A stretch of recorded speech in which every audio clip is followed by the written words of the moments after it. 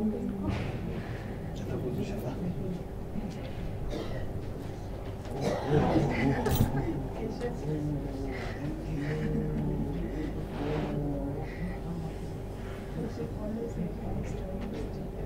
nowadays in free time he's doing all the time making paintings of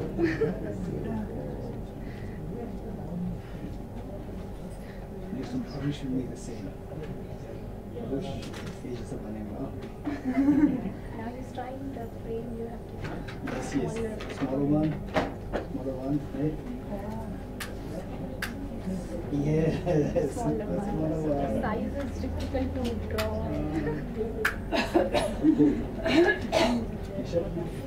Over here.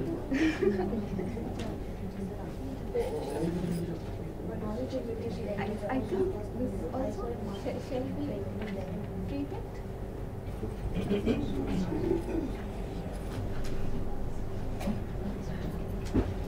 Okay, we will make 3 prostrations together.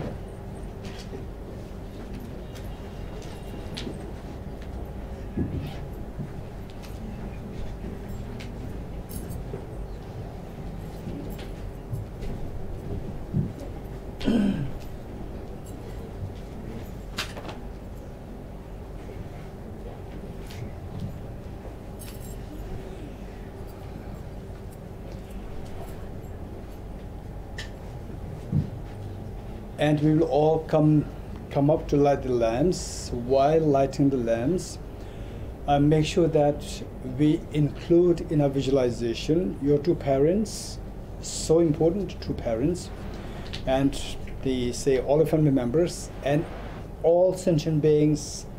Imagine that you are leading this, and you are making the offering of the light to dispel the darkness of ignorance. And that the offshoots of this ignorance in the form of afflictions, contaminated karmas, and all sufferings come to an end in the mind of yourself and in the minds of all other sentient beings, including your 2 parents. Okay, this is what we're going to do. While we do that, just make sure that we include your 2 parents, because how many of us here, we have our parents with us here? So at least let them be in our visualization, that they also take part in the ceremony, which is so precious. Okay, let us all come to light lamps. All come, all. Oh, please come. With folded hands, I beseech the Buddhas of all directions to shine the light of Dharma for all living mysteries. With folded hands, I beseech the Buddhas of all directions Dharmas for all the living mysteries. With folded hands, I beseech the Buddhas for all the living mysteries. With folded hands, I beseech the Buddhas shine the light of Dharma for all the living mysteries. With folded hands, I beseech the Buddhas of all directions to shine the light of Dharma for all the living mysteries. With folded hands, I beseech the Buddhas of all directions to shine the light of Dharma for all the living mysteries. With folded hands, I beseech the Buddhas of all directions to shine the light of Dharma for all the living mysteries. With folded hands, I beseech the Buddhas of all directions to shine the light of With folded hands, I beseech the Buddhas of all directions to shine the light of Dharma for all the living mysteries. With folded hands, I beseech the Buddhas of all directions to shine the light of Dharma for all the living mysteries. With folded hands, I beseech the Buddhas of all directions to shine the light of Dharma for all the living mysteries. With folded hands, I beseech the Buddhas of all directions to shine the light of Dharma for all the bewildered mysteries flow. With folded hands, I beseech the Buddhas of all directions to shine the light of Dharma for all the bewildered mysteries flow. With folded hands, I beseech the Buddhas of all directions to shine the light of Dharma for all the bewildered mysteries flow.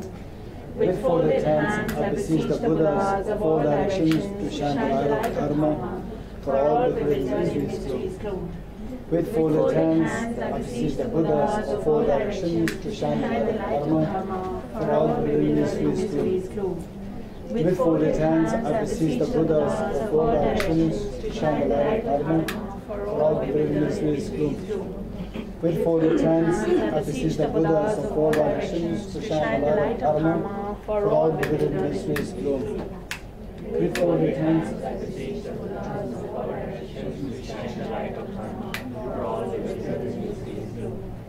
With folded hands, I beseech the Buddhas of all directions to shine the light of Dharma for all the mysteries gloom. With folded hands, I beseech the Buddhas of all directions to shine the light of Dharma for all the mysteries gloom. With folded hands, I beseech the Buddhas of all directions to shine the light of Dharma for all the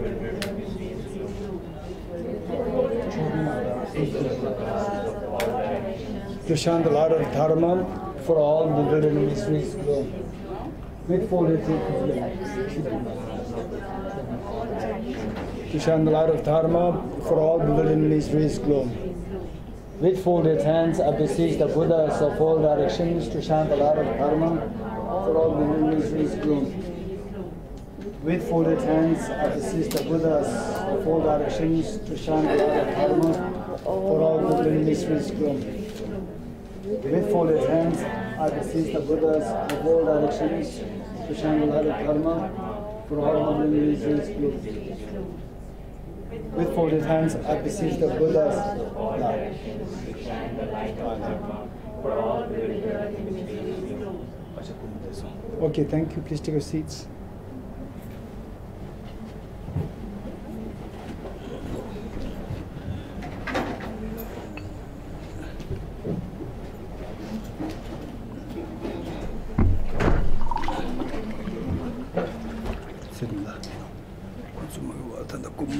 Shanti, peso, the branch of the committee near Jimmy for sure.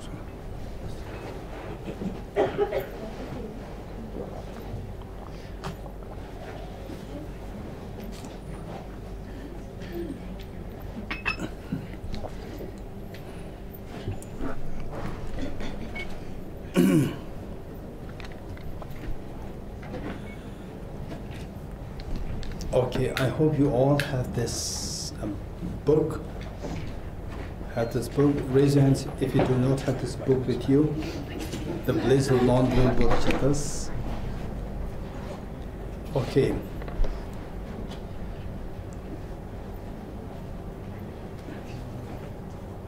Okay. So basically, today, as we all know, is the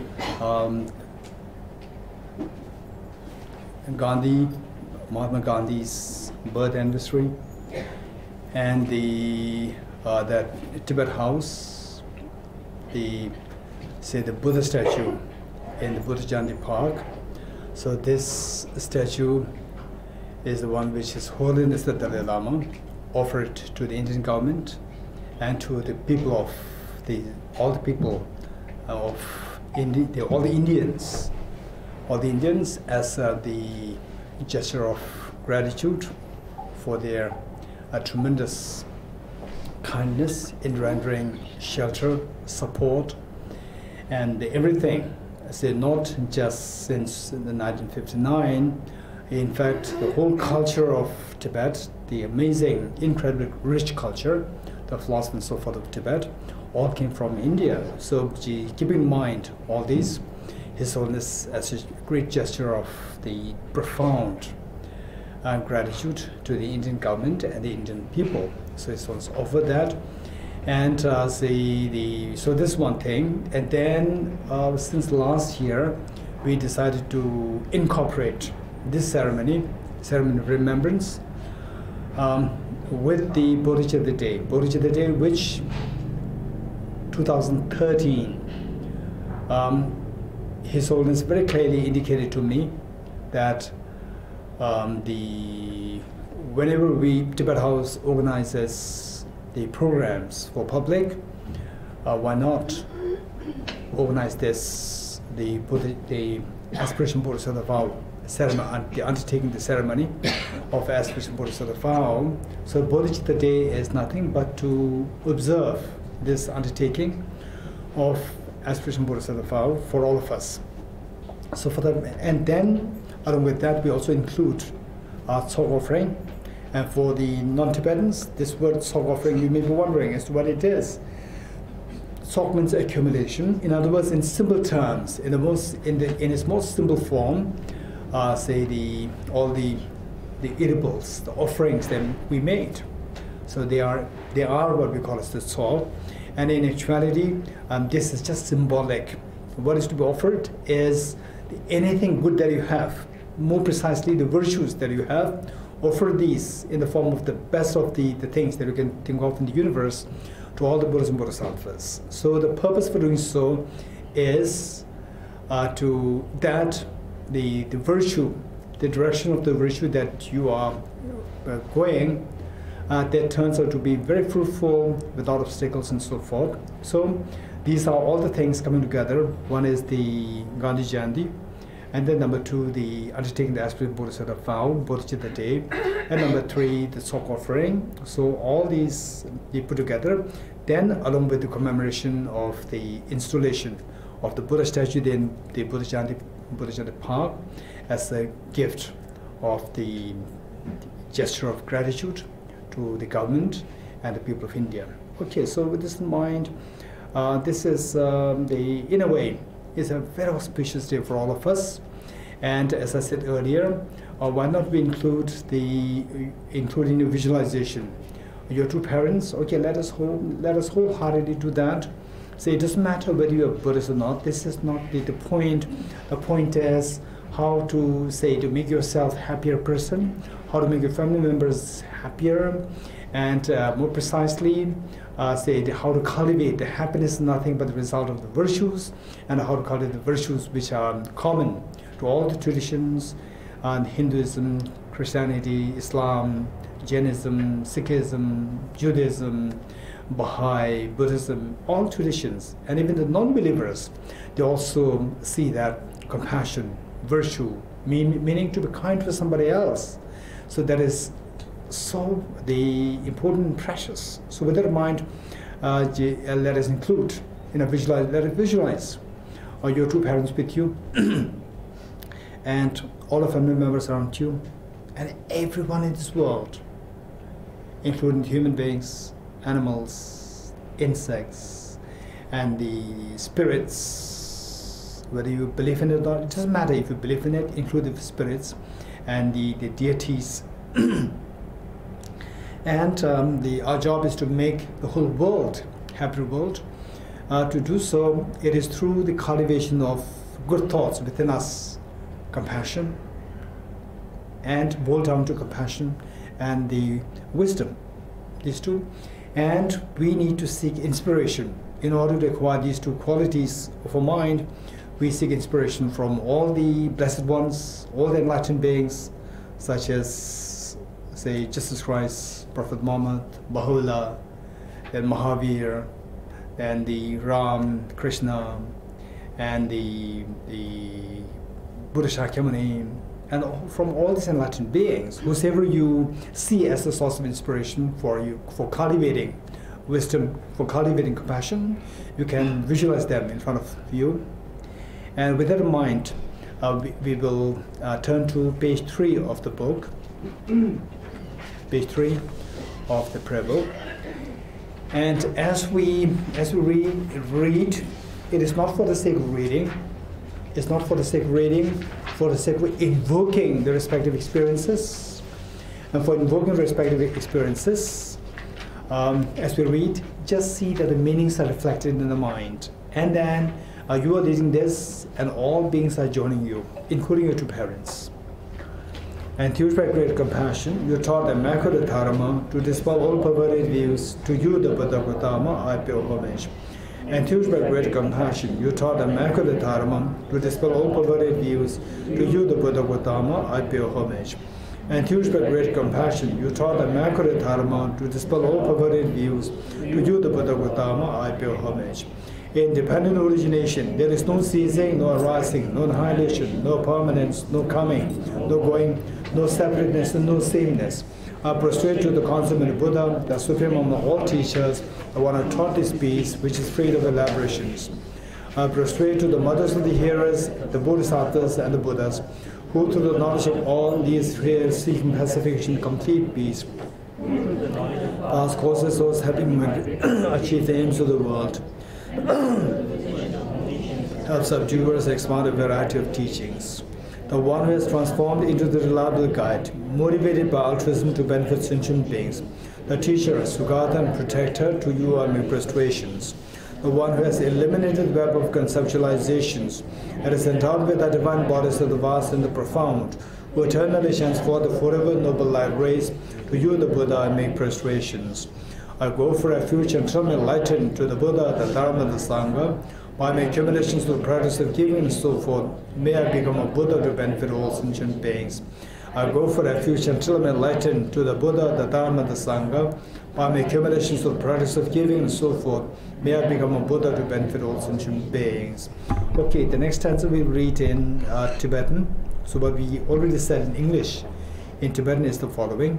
Why we are saying this in Tibetan is because that the same stanza was being said, is being said, will be said by innumerable enlightened beings in order to generate a very courageous mind to take the responsibility to elevate, to liberate all beings from suffering. So therefore, this is a very blessed stanza, blessed in the form that you'll be inspired, you will be affected very positively by the power of the innumerable billions and trillions times of recitation of this stanza in Tibetan.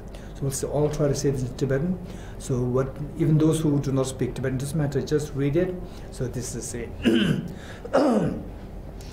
Sangye Joda Soge Chonam Da Chanjo Pardo Dane Gyapso Chim Dage Jinso Gebe Sonam Ge Chola Penjere Sangye Drubara Sho Sangye Joda Soge Chonam Chanjo Pardo Dane Gyapso Chim Dage Jinso Gebe Sonam Ge Tola Penjere Sangye Drubara Sho Sangye Choda Soge Chonam Chanjo Bardo Dane Gyapso Je Dage Jinso Gebe Sonam Ge Tola Penjere Sangye Drubara Sho.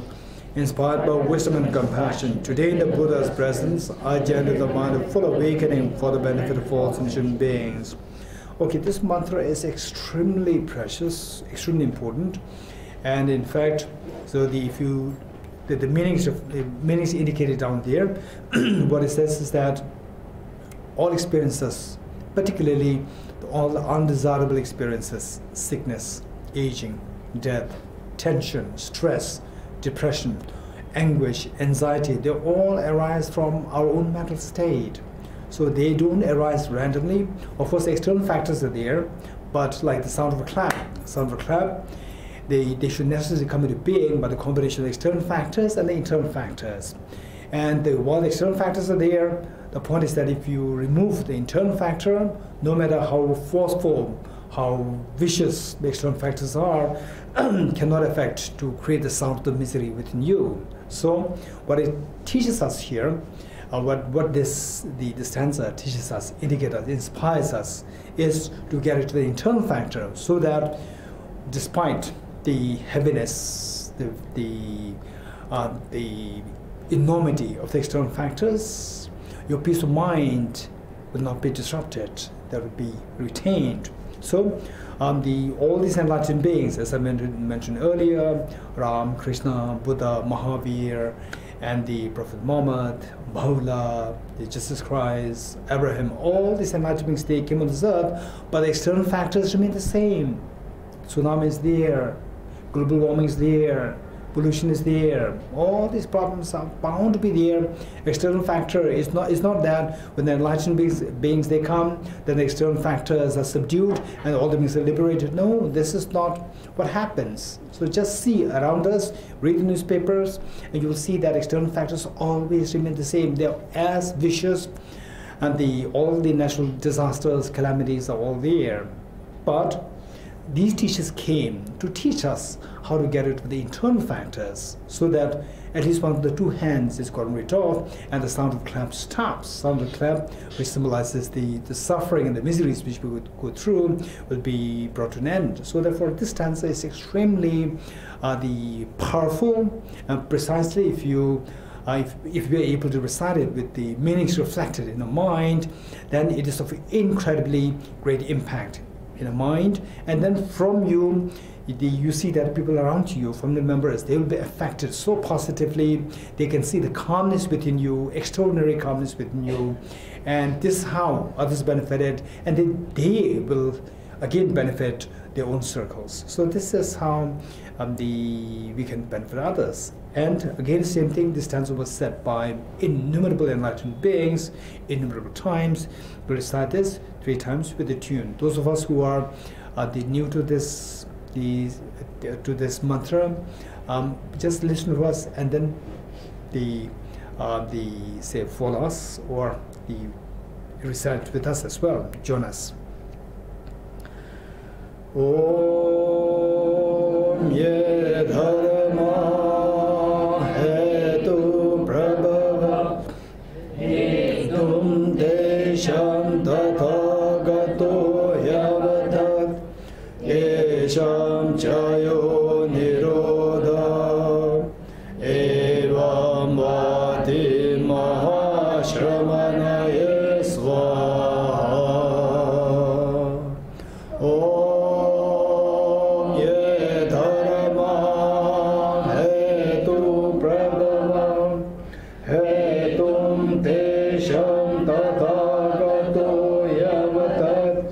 Desham Chayo Nirodha Evam Vati Mahashramanaye Swaha.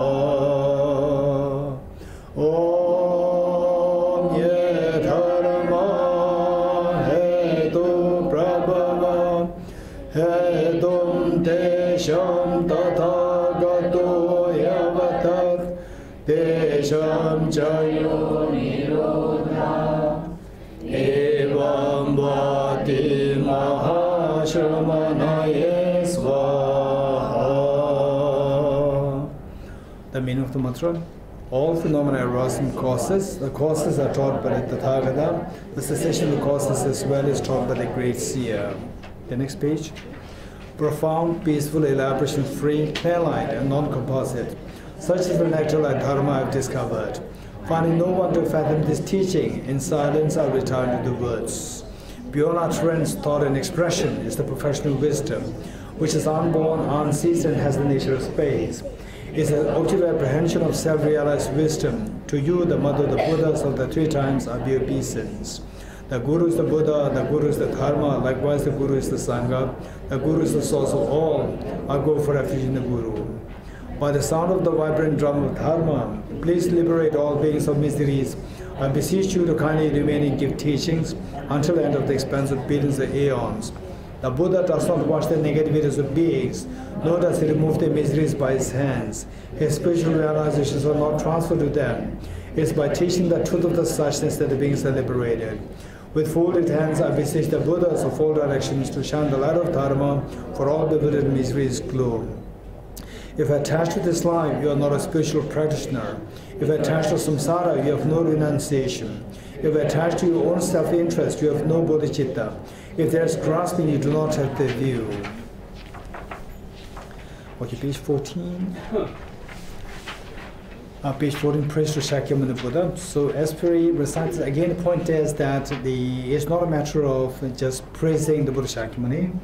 They say on what basis, citing what kind of qualities of the Buddha the praise is being said, and coming to identify what these qualities are. See if you have some of these qualities within yourself, part of these qualities within yourself. If you have, rejoice in that, because that these are the qualities on the basis of which you eventually will become fully enlightened yourself, where your all the mental defilements will become rid of, and the true nature of yourself, like the perfect purity of the water, perfect purity of the diamond, becomes manifest eventually. So, whereas we see that we don't have these qualities, it doesn't matter. Knowing that these are the qualities that we need to cultivate, on the basis of which we can become freed from all the miseries. The job is then to see that what are the qualities mentioned, indicated there, and then how I can cultivate them within myself, and once cultivated, how to nurture them further. Okay, with that in mind, again, same thing, remember all beings, and particularly your two parents, and you are leading this, and everyone is joining you. To the founder, the endowed transcendent destroyer, the one gone beyond, the full destroyer, completely perfected, full awakened being, perfect in knowledge and in good conduct, Sugata, knower of the world, supreme God of human beings to be tamed, teacher of gods and human beings, to you the completely and fully awakened one, the endowed transcendent destroyer, the glorious conqueror, the subduer from the Shakya clan, I persuade, make offerings and go for refuge. When, O supreme amongst humans, you were born on this earth, you paced out 7 strides, then said, I am supreme in this world. To you who are wise then, I prostrate. With pure bodies, form supremely pure, wisdom ocean like a golden mountain, fame that blazes in the 3 worlds, winner of the best, Lord, to you I prostrate. With a supreme science, face like a spotless moon, color like gold, to you I prostrate. Dust free like you, the 3 worlds are not, incompatible wise one, to you I prostrate. The Savior having great compassion, the Founder having all understanding, the field of merit with qualities like a vast ocean, to you the Tathagata I prostrate. The purity that frees one from attachment, the virtue that frees one from the lower realms, the one path, the sublime purity, to the Dharma that pacifies I prostrate. Those who are liberated also show the path to liberation, the holy field qualified with realizations, who are devoted to the moral precepts, to you the Sangha I prostrate. Do not commit any non-virtuous actions, perform only perfect virtuous actions, subdue mind thoroughly, this is a teaching of the Buddha. A star, a visual aberration, a flame of lamp, an illusion, a drop of dew or a bubble, a dream, a flash of lightning, a cloud, see conditioned things as such. Through this merits may sentient beings attain the rank of all-seeing, subdue the 4 falls, and be delivered from samsara's ocean, perturbed by the waves of aging, sickness, and death.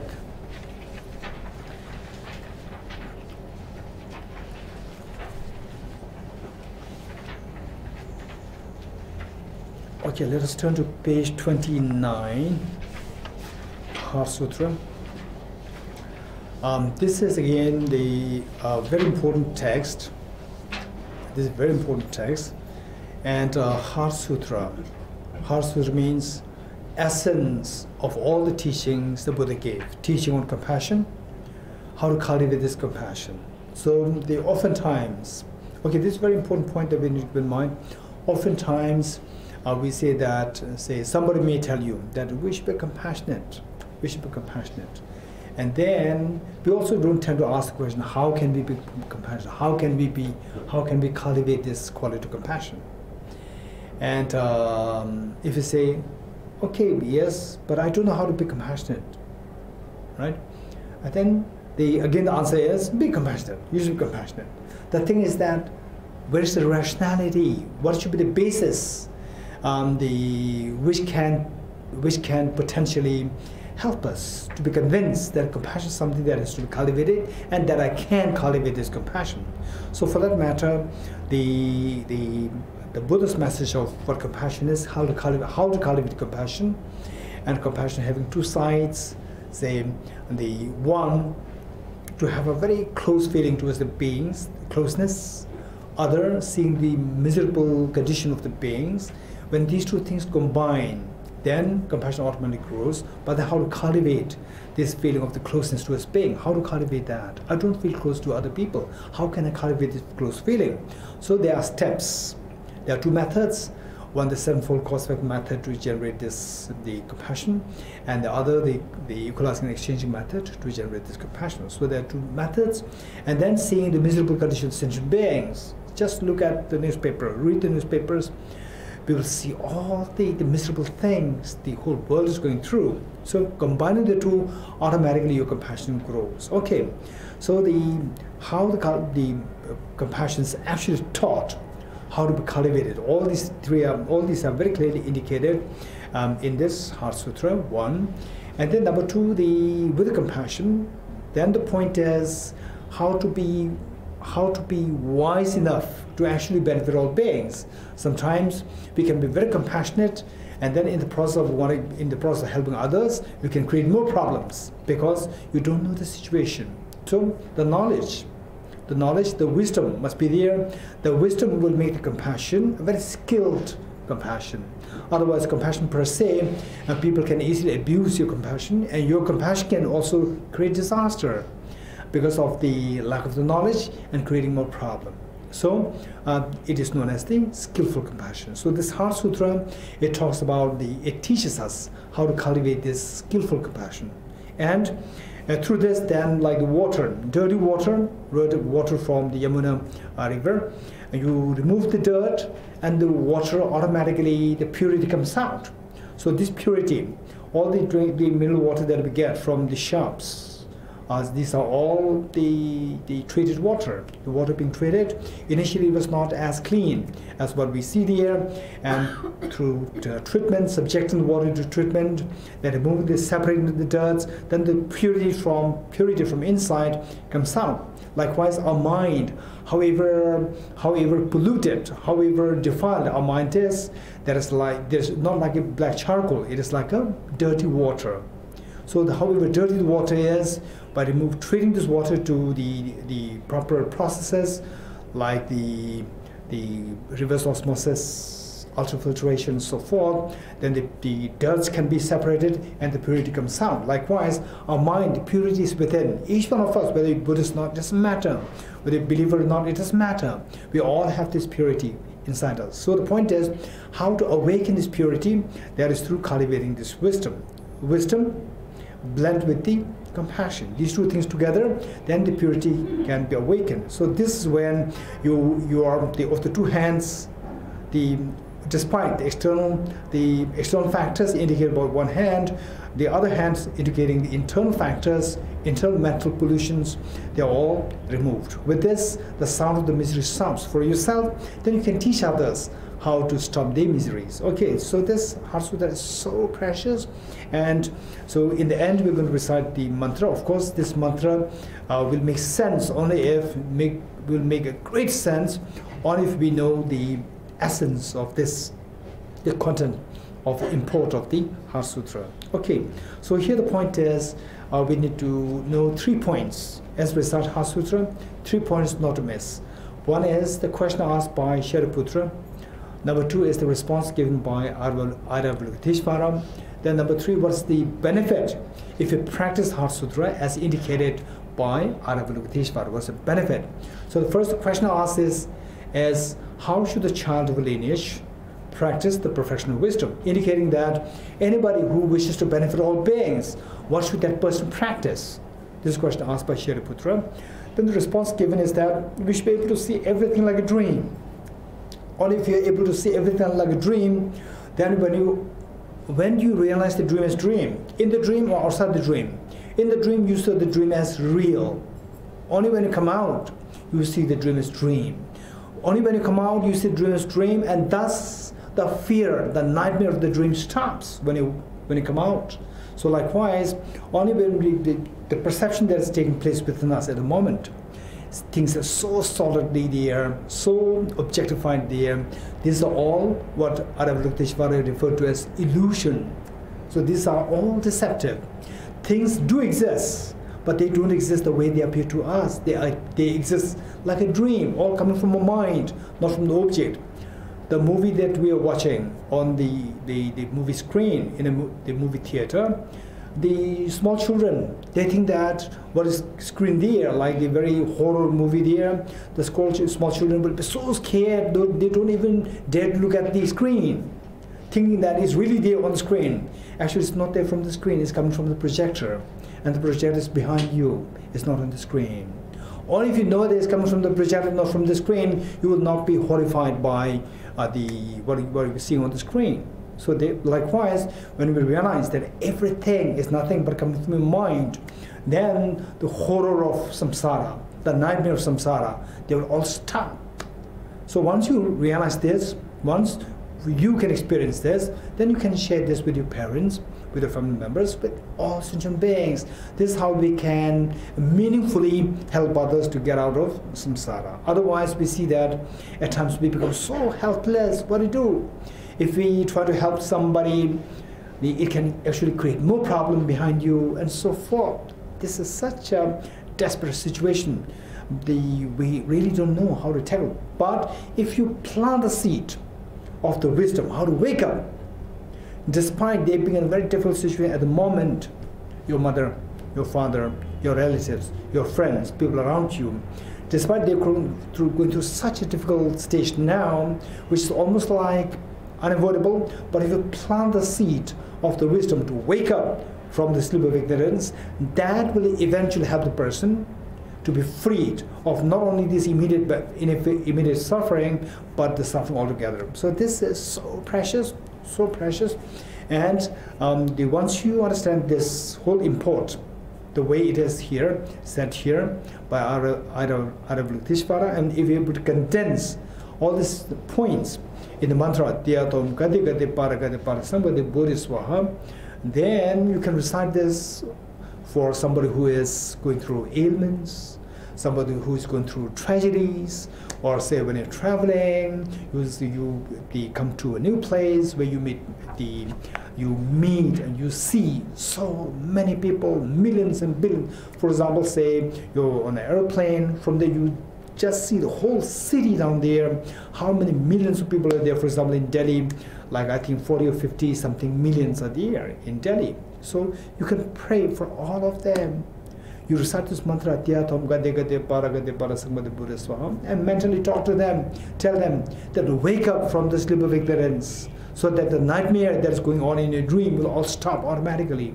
Okay, this is the essence of what we recite. This is so precious. And again, let us not forget to include your two parents and all of family members, including children, and everyone, all sentient beings around you. And you are leading this. I prostrate to the Arya-tubal gem. Thus did I hear at one time the Buddha was dwelling on Master Vulture's mountain, Rajgriha, together with a great community of monks and a great community of Bodhisattvas. At that time, the Buddha was absorbed in concentration on the categories of phenomena called profound illumination. Also at that time, the Bodhisattva Mahasattva, Bodhicitta, looked upon the very practice of the profound illumination of wisdom and beheld those 5 degrees also as empty of inherent nature. Then through the power of the Buddha, the Venerable Shariputra said this to the Bodhisattva Mahasattva, Bodhicitta: how should any child of the lineage who wishes to practice the activity of the profound professional wisdom train? He said that, and the Bodhisattva Mahasattva Bodhicitta said this to the Venerable Shariputra: Shariputra, any daughter of the son of the lineage who wishes to practice the activity of the profound professional wisdom should look upon it like this, correctly and repeatedly, beholding those 5 degrees also as empty of inherent nature. And form is empty, emptiness is form. Emptiness is no other than form, form is also no other than emptiness. In the same way, feeling, discrimination, composition factors, and consciousness are empty.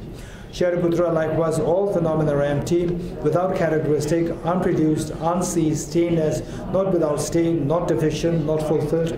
Shariputra, therefore, in emptiness there is no form, no feeling, no discrimination, no composition factors, no consciousness, no eye, no ear, no nose, no tongue, no body, no mind, no visual form, no sound, no smell, no taste, and no phenomenon. There is no I element and so on, up to and including no mind element or no mental consciousness element. There is no ignorance, no extinction of ignorance, and so on, up to and including no aging and death, and no extinction of aging and death. Similarly, there is no suffering or origination, cessation path. There is no exalted wisdom, no attainment, and also no non-attainment. Shariputra, therefore, because there is no attainment, Bodhisattvas rely on and dwell in the perfection of wisdom, a mind without obscuration and thus without fear. Having completely passed beyond era, they reach the end point of nirvana. All the Buddhas who dwell in the three times also manifestly completely awaken to unsurpassable, perfect, complete enlightenment. It aligns with the perfection of wisdom. Therefore, the mantra of the perfection of wisdom, the mantra of great knowledge, unsurpassed mantra, the mantra equal to the unequaled, the mantra that thoroughly pacifies all suffering should be known as truth, since it is not false. Tiyata Om Gade Gade Para Samgade Bodhiswaha. Shariputra, the Bodhisattva, Mahasattva should train in the profound perfection of wisdom like that. Then the Buddha rose from their concentration and commanded the Bodhisattva, Mahasattva, Aravadukatishvara, saying, well said, son of the lineage, it is like that, it is like that. One should practice the profound perfection of wisdom, just as you've indicated. Even the Tathagatas will rejoice. The Buddha having thus spoken, the Venerable Shariputra, the Bodhisattva, Mahasattva, Aravadukatishvara, those surrounding the entirety, along with the world of gods, humans, asuras, and gandharvas, were overjoyed and highly praised as spoken by the Buddha. Okay, we're going to recite this mantra now 7 times with the tune, in tune. And as we recite this, the one thing that we need to keep in mind, if you know the meaning, well and good. Of course, we don't have time to explain the meaning now. To make it just the essence of what this mantra is that whatever goodness, whatever good qualities that I cultivate, compassion, wisdom, understanding, generosity, say gratitude, all these good qualities, I will not remain complacent with these whatever good qualities that I have now. What I do is I will keep improving them. I will keep nurturing them, right? From where I am now, I will nurture them further to the extent of becoming extremely intense, powerful, where that you become like a mother. To the extent that you see yourself like a mother and all others like your very small, young, tender children who do not really know, who only see today, who don't see tomorrow and beyond. And so no matter how troublesome they are, but for you, there's a tremendous, the more the troublesome they are, more you see like them as a very small child who do not see tomorrow, who do not see the interconnectedness, interdependency of the whole universe. So because of that, the less the person sees the interdependence of the world, more the person is bound to become selfish and short-sighted. And the more the person is self-centered and short-sighted, more the person is going to suffer. So there, the mother sees them like a very tender young child who is so immature and not at all seeing the faraway future and also the vastness of the space. So the point is that I'll grow myself, I'll keep growing, whatever good qualities that I have, I'm very happy about these things. At the same time, I'll not remain complacent, I'll keep growing in these qualities. Okay, with that in mind, let's recite this. Again, the same thing, this is a very important mantra, will include your 2 parents and all beings with you, and you are leading this.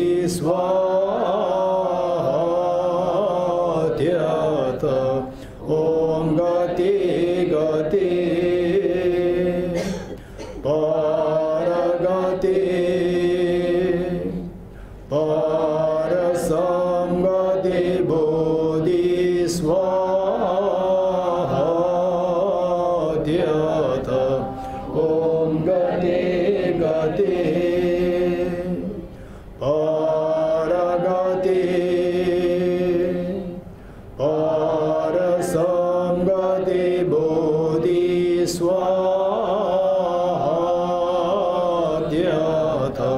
om gati gati paragati parasamgati bodhiswatyata om gati gati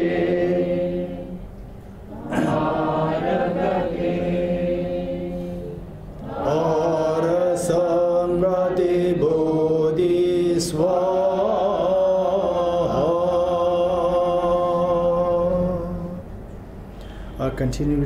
Continue reading from page 31. By the teachings of the three supreme jewels possessed the power of the truth, may inner and outer hindrance be transformed, may they be dispelled, may they be non-existent, may they be pacified, may all negative forces opposed to the Dharma be completely pacified, may the host of 80,000 obstacles be pacified, may we be separated from problems and conditions harmful to the Dharma, may all enjoyments be in accord with the Dharma, may auspicious of perfect happiness pervade this place now. Okay, the next 8 verse of mind training, the next page 32, 8 verse of mind training. So the Heart Sutra is to cultivate the wisdom within us, and the 8 verse of mind training is to cultivate the feeling of compassion towards others, and the negative force which impedes or which hinders us from generating a great compassion is the anger. So this will teach us how to eradicate anger.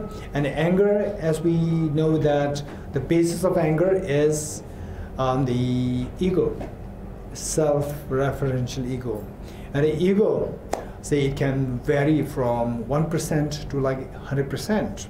So oftentimes, when the degree of the ego is below 50%, we don't consider, ordinary people will not consider the person's egoistic. When we describe somebody's egoistic, meaning that the degree of ego is more than 50%. So in other words, the moment the anger arises within us, no doubt there's the ego there. Be it very small, insignificant, still it is there. So the ego, self-referential ego, why should it happen to me? Why me? This attitude, there's the underlying, that feeling is this self-referential ego. And the ego is the one which makes you to have anger. And the moment the anger arises, let us keep this in mind, anger is a sign of weakness. It is not a sign of strength. Never ever forget this. Say, when will you show anger? Say, if there is a choice, no, not really choice, but say the tendency for us to show anger.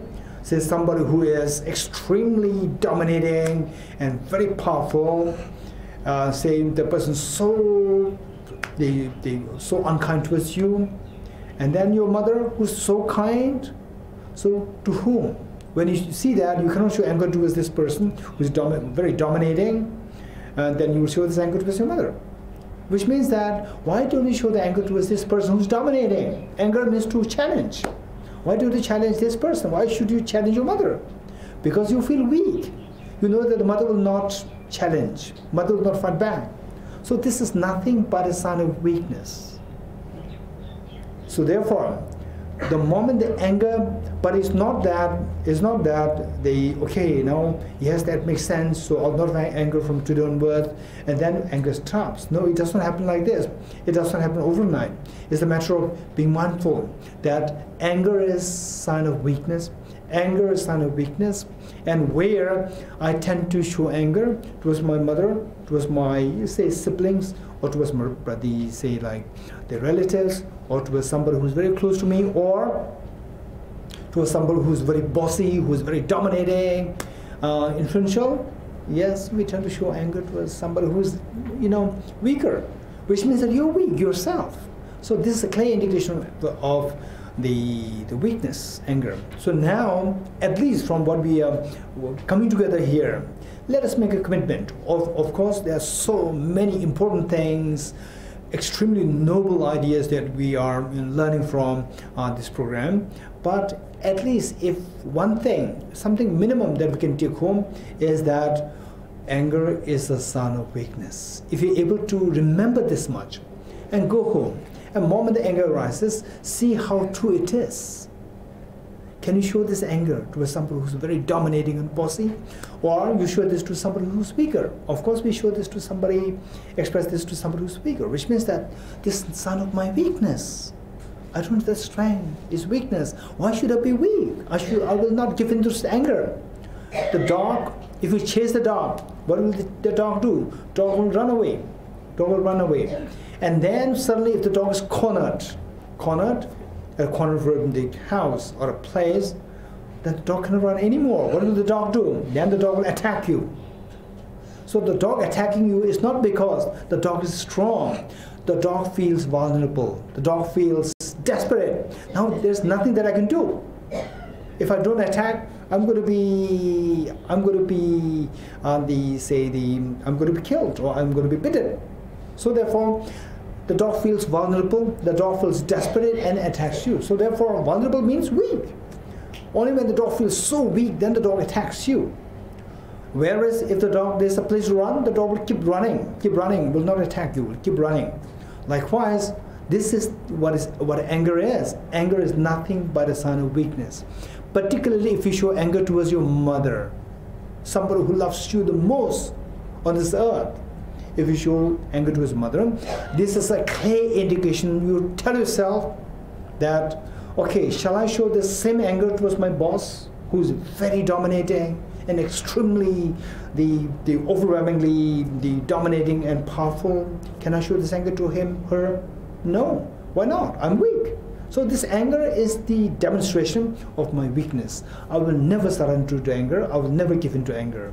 So this much, if you can take away from this today's program, this itself is a great success. You will see a tremendous change happening at your home. Your mother will start, day by day, you will see that your mother will start to have a glow on her face. Right? And then whole family is very happy. Because of this happiness that you see in the family, you feel very happy. Because you are happy, the family will again, the happiness is like a, say, ripple effect. This is extremely important. So therefore, say the opposite of compassion is anger. Compassion is what attracts, what brings everybody together, what gels everybody together.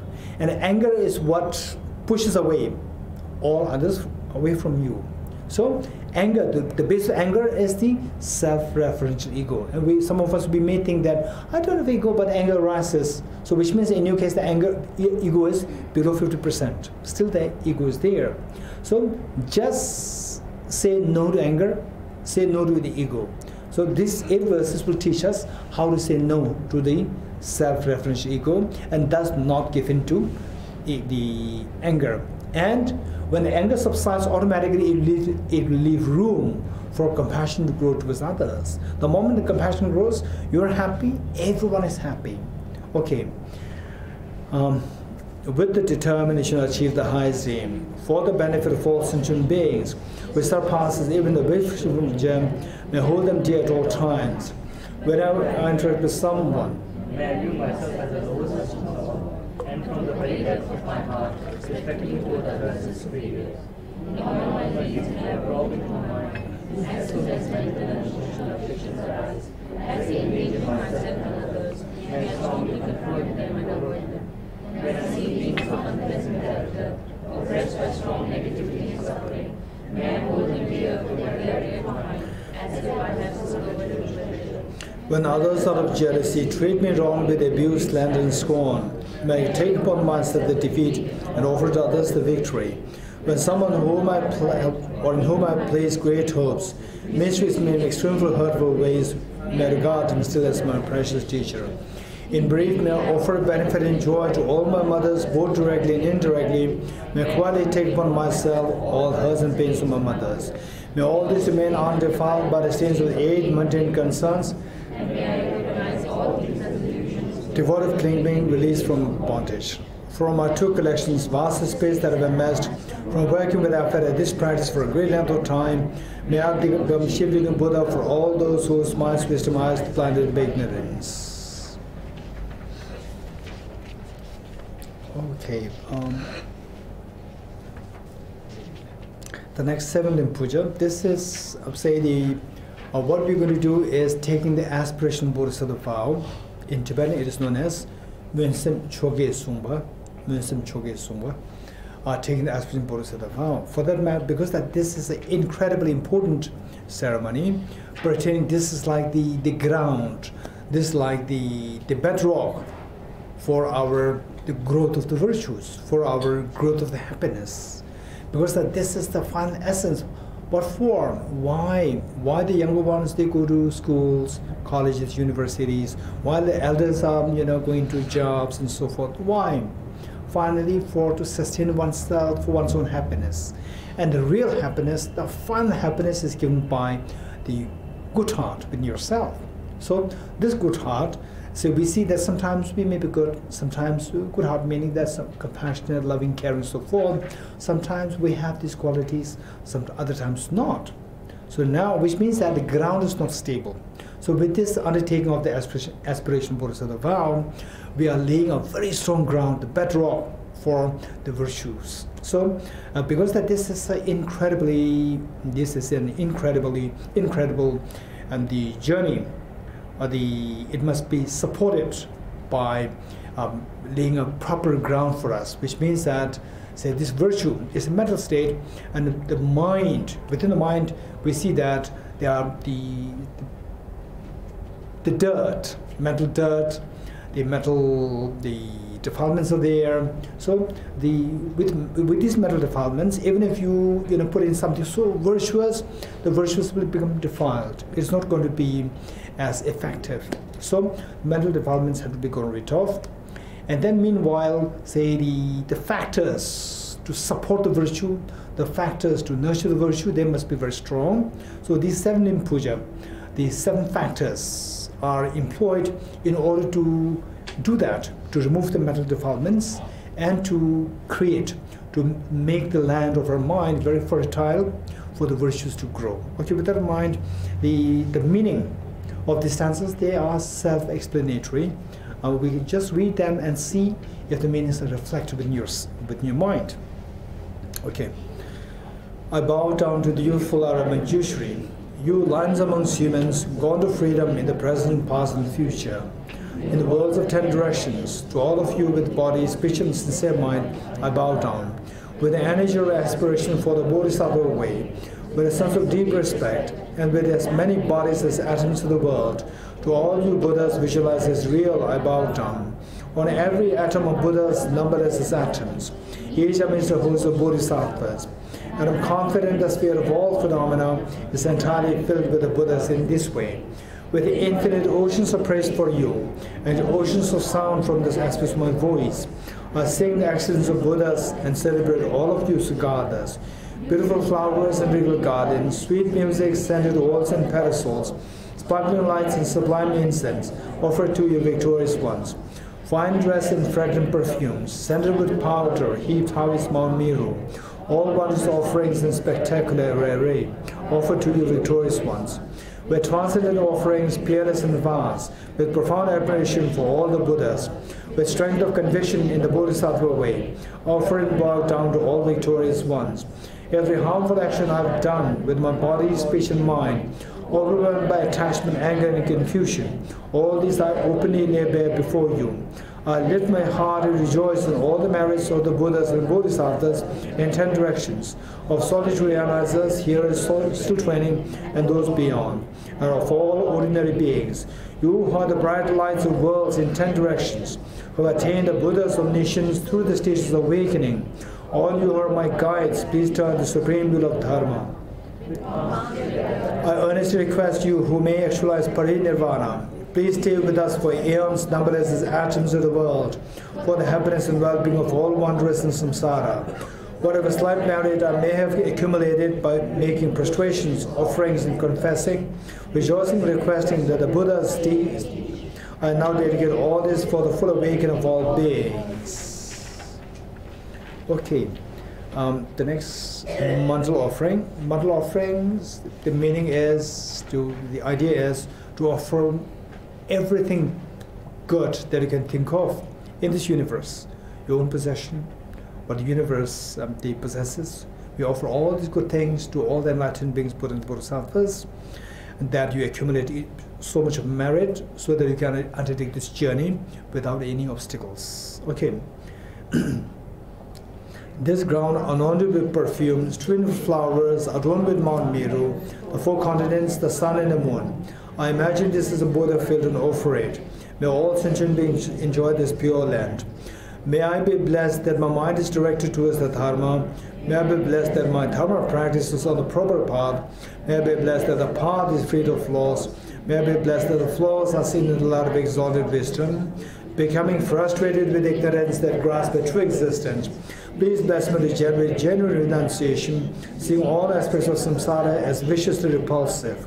Please bless me that my mind is stream overflows with the precious Bodhichitta that cherishes others more than myself. Please bless me to have an immaculate experience of the wisdom of emptiness that does not see even an atom of intrinsic reality on the basis of understanding how things come into being by dependent origination through mere conditioning. Please bless me that my mind stream overflows with the precious wisdom of non-duality of bliss and emptiness. Idam Guru Ranam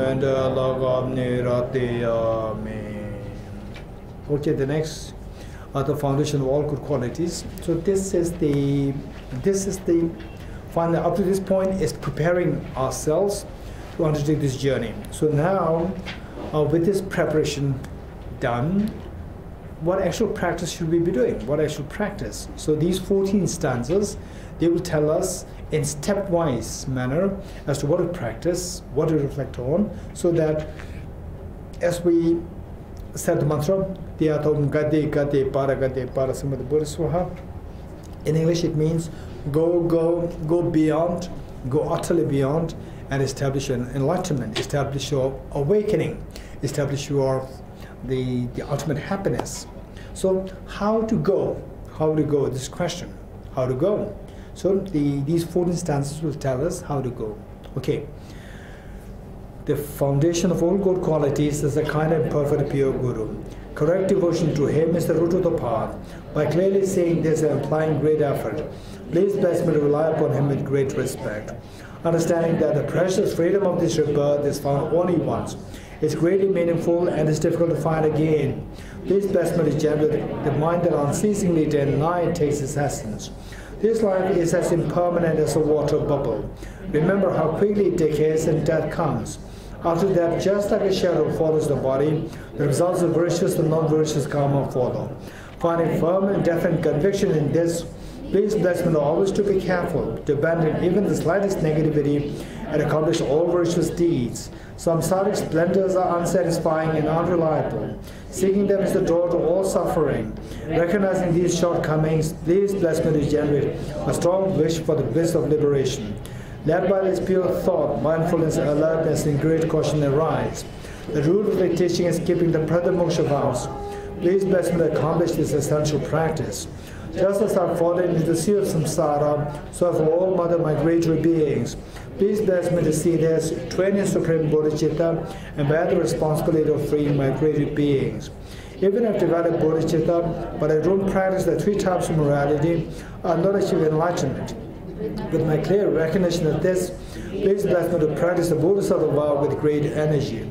Once I pacify distraction with wrong objects and correctly analyze the meaning of reality, please bless me to generate quickly within my mind stream the unified path of karma abiding special insight. Having become a pure vessel by training the general path, please bless me to enter the holy gateway of the fortunate ones, the supreme virtual vehicle. At that time, the basis of accomplishment through attainments is keeping pure vows and samaya. As I become firmly convinced of this, please bless me to protect these vows and pleasures like my life. Then, having realized the importance of the 2 stages, the essence of Vajrayana, by practicing with great energy, never giving up the 4 sessions, please bless me to realize the teachings of the Holy Guru. Like that, may the Gurus who showed the noble path and his spiritual friends who practice it have long lives. Please bless me to pacify completely all outer and inner hindrances. In all my lives, never separate from perfect Gurus, may enjoy the magnificent Dharma. By completing the qualities of the stages and the paths, may I could attain the state of Vajratara. Okay, now we will do the actual taking the aspirational Bodhisattva vow. The next page, it reads generating the mind of consummate yoga. So this is the taking aspiration Bodhisattva vow. For that matter, okay, the timer is there. With the gong. Huh? It rings in the end, not in the beginning. It doesn't matter. Or somebody has a gong. Timer.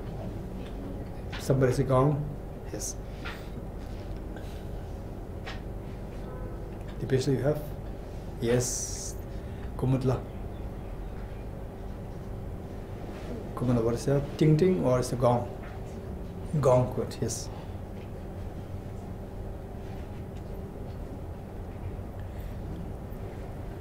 Kumudla from the beginning. Beginning. It's actually set to 22 minutes for Wow. my meditation. Okay, you can set it to 5 minutes.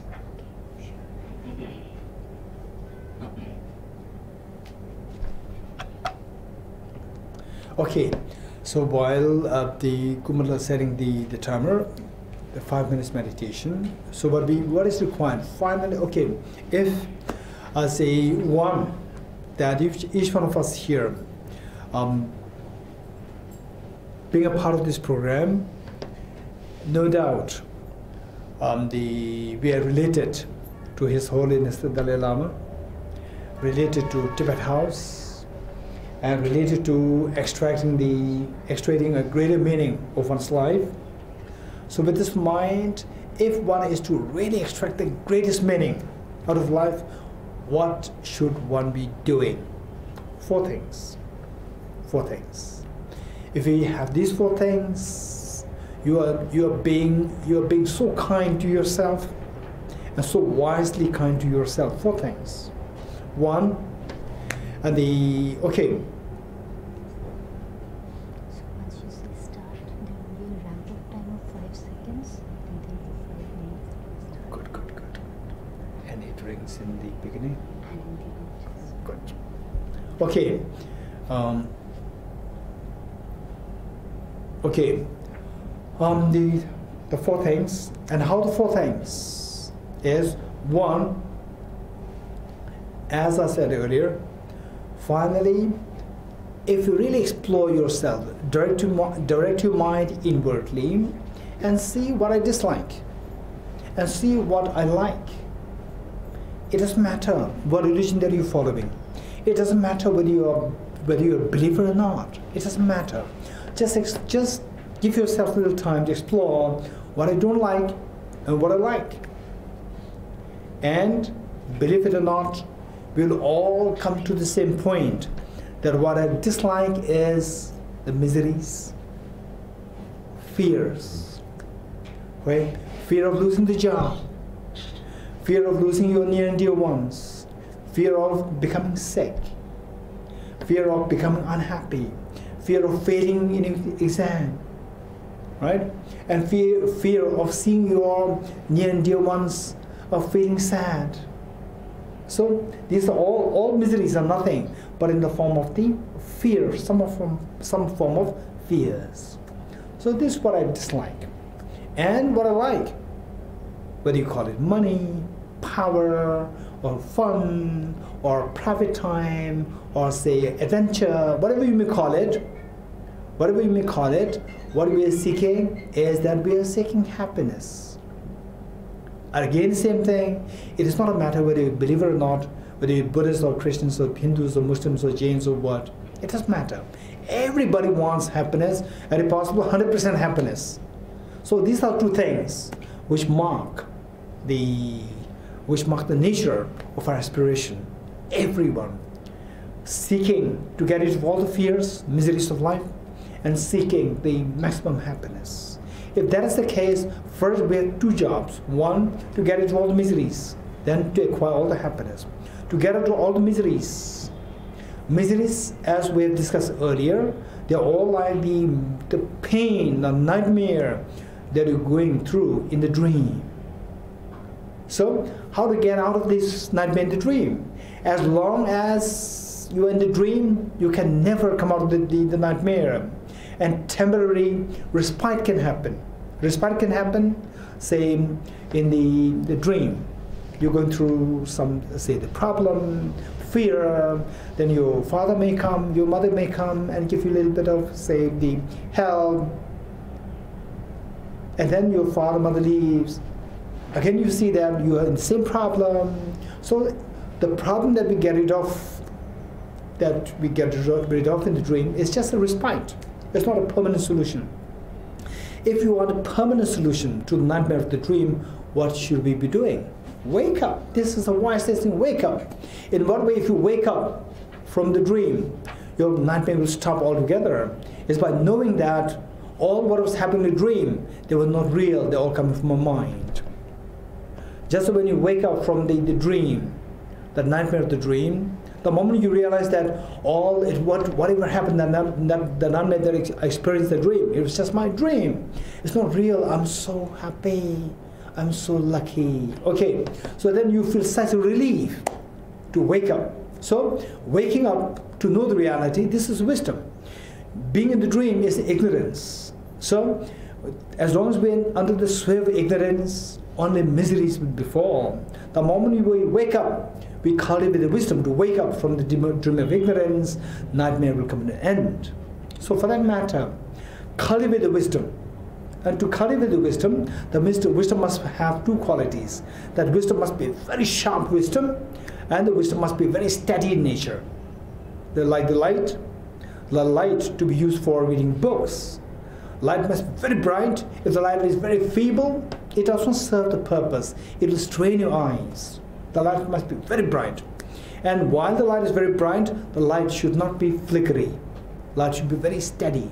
So the steadiness is one quality, and the brightness is another quality. So combined together will make the light so meaningful to dispel the darkness of ignorance. So for that matter, to build the steadiness of the mind, this light, we need to have a single-pointed meditation. This is one of the 4 points that we need to keep in mind to give a meaning to your life, single-pointed meditation.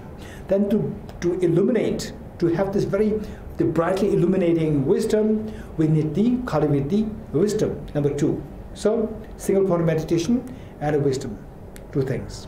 Then, the next one is that this light that you have, so if you see that your mother, your children, all the family members, they are in dark, you are alone, you are in a bright place, but all your near and dear ones, they are in dark, then you will feel really compassionate. So therefore, you want to spread this light to all beings. To spread the light, you should have the experience of what it is like to live in darkness. You should have the experience of what it is like to live in the darkness with so much of fear and so forth. So for that matter, the experience that you have to get rid of this, to get rid of the fear, desiring to get rid of fear for yourself is known as renunciation. So we need renunciation. With this renunciation, then you want to expand this to all other beings, that all other beings as well should be freed from these miseries. That is the unconditional love. So 4 things. 1 is the single-pointed meditation. Number 2 is the cultivated wisdom. Number 3 is the renunciation. Renunciation meaning that wanting to get rid of this darkness of ignorance, wanting to get rid of these miseries. And then number 4 is the unconditional love of Bodhicitta for all beings. If anybody understands that finally this is how to extract the greatest meaning of one's life, and then accordingly, if you make sure that you bring these 4 points in your daily practice to the best you can. What are they? Single-pointed meditation. Okay, if you were to put them in a proper sequence, single-pointed meditation, renunciation, bodhicitta, and the wisdom. So these 4 points, if you include at least like total, all 4 combined together, total like 10 minutes, 20 minutes, and so forth, you are the most wise person on this earth. Meaning that you are so wise, you are being wisely kind towards yourself, giving yourself the greatest meaning, giving a greatest meaning to your life. Okay, also 4 points. First one, where is single-pointed meditation. I'm going to give a quick instruction on this, a very quick instruction. And should they be some who are beginners in terms of the meditation, single-pointed meditation. I'd like to give a very quick instruction on this. Okay, for this meditation, single-pointed meditation, we need to have 4 points to keep in mind. One is the body posture. Number 2 is the focal point. What are we going to meditate on? Number 2. And number 3 is identifying the errors of meditation. And number 4 is applying the remedies to overcome the errors, the 4 points. The first, the body posture. Body posture, see if you can sit cross-legged. Cross-legged meaning where the position of the Buddha, where you put the left foot on your right leg and the right foot on your left leg. See if you can sit that way. For a long-term practitioner, say you must. This is extremely beneficial. The left foot on your right leg and the right foot on your left leg. So whereas if you find it difficult, don't force yourself. When you go back home, try this. Go back home, try this, and initially it's going to be, no doubt, it's going to be a little painful. The moment you start feeling pain, then release it, and when the pain disappears, again bring it back. So left foot should come to the right leg first, followed by the right foot on your left leg. This is the cross-legged position, or Padmasana. Then the body should be upright. This is extremely important. Cross-legged, it is optional. If you can do it, well and good. If not, don't worry. The most important thing, 2 things very important. One is body upright. Body should be upright. And so see if you can make it a habit to sit the body upright, the spine upright. This is very important. With the spine upright, you will see that your mind automatically becomes fresh. So the people who do meditation, who are used to meditation, they can see the stark contrast. So when you sit your body with the bend, curve like this, bend, and then see how you meditate, how your mind works, and then sit upright and you meditate to see the difference in the sharpness and difference in the alertness and the freshness of mind. So this is extremely important to maintain the body upright. And your head tilted forward a little bit, And the second most important point to keep in mind is eyes should not be closed. Eyes should not be closed. Okay, so this is extremely important, and this you will realize later on. If particularly if you practice with eyes open, half open, 45 degrees cast down, if you practice that initially, no doubt you will find it very challenging. Then over time you will see the stark contrast between your eyes half open and eyes closed. With eyes closed, you see that the mind automatically becomes dull. Right? So in other words, what I would say is that it's very dangerous. It's very dangerous to start your meditation with eyes closed. Whereas you become expert in meditation with the eyes open, then eventually, later on, after about a year, 2 years, 3 years of gaining expertise in meditation, then there are times where there are meditation where you can keep your eyes closed. So there you will not be affected. But if you start with eyes closed, you will badly be affected, and it can become a very bad habit, and is very dangerous. Okay, and then the tip of the tongue should touch the upper palate to avoid excessive accumulation of saliva in your mouth.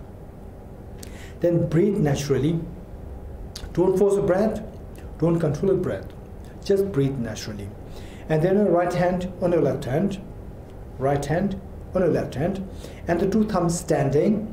2 thumbs standing. And the 2 tips joining, forming a triangle. Place the 2 hands on your laps in a restful state. In a very restful state. And keep your body very flexible. While the body is upright, it should be flexible. Okay, so this is your body position. Then number 2 is the focal point, what you are going to meditate. So we're going to meditate on a very tiny dot, a tiny white dot, 1 mm or 2 mm in diameter, a tiny white dot, a nectar-like white dot between the nose and the upper lip. This is where we're going to focus. And those people who can, multitasking, you focus your mind there on the tiny dot between the nose and the upper lip. Meanwhile, simultaneously counting your breath.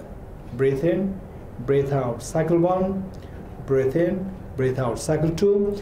This is what we're going to do for 5 minutes. So, the beginners, For the beginners, in group is fine. You can do it for 5 minutes, but when you're by yourself, don't do it for 5 minutes. Do it just 21 cycles. 21 cycles is little over 1 minute. And if you do it like 5 minutes, you will invariably compromise with the quality of the meditation. Where for this meditation, we must emphasize on the quality, not the quantity. Some people right from the beginning, they do meditation for a whole 1 hour in stretch. This is totally wrong. You will never improve your meditation, and then it will become a very bad habit, and there's no point. Okay, so for that matter, we will do for 5 minutes. Point number 3. Stretch is fine. Stretch. Okay, where you feel it's a pain on the knees or legs, feel free to stretch. Feel free to stretch, right? No problem. Okay, number 3, identifying the errors of meditation. When you meditate, what could be the potential errors, mistakes that can happen? 2 mistakes. One is mental excitement, mental scattering, and the other one is mental laxity, where the mind becomes lethargic, the mind becomes heavy and inserviceable. So, should any of these 2 errors happen, then you must apply the number 4. Number 4 is remedies. Remedies to overcome the errors. What remedies? Twofold. Introspection and mindfulness. Introspection, in Tibetan, is Sheshin. Mindfulness is Tenpa. So Sheshin is like, say you lost your pet dog. First you go in search of the pet dog. So your mind meditating, which is intended to meditate, so this mind is like a pet dog, and this mind, instead of sitting on the focal point, it gets distracted or it starts to sleep. So there, you have to, just as you go in search of the pet dog, introspection will go in search of the mind. So once you find the pet dog, the job of the introspection is done. Next is the job of the rope. Tie the dog with the rope and bring it back home and tie it to the pillar at your home. Likewise, once you find that your mind is distracted or in a lax state, job of the introspection is done. Next is the job of the rope-like mindfulness. Then with the rope of the mindfulness, bring the mind back to the intent to do which you do meditation. Okay, this is what we will do for 5 minutes.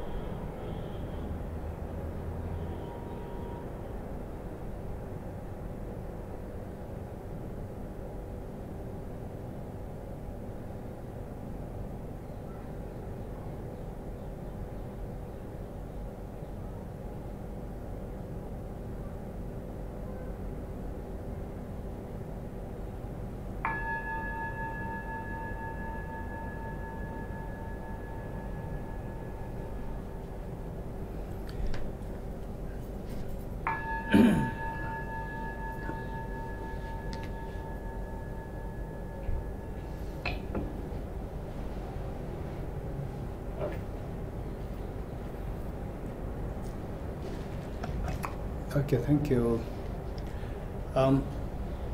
Next, we will quickly do the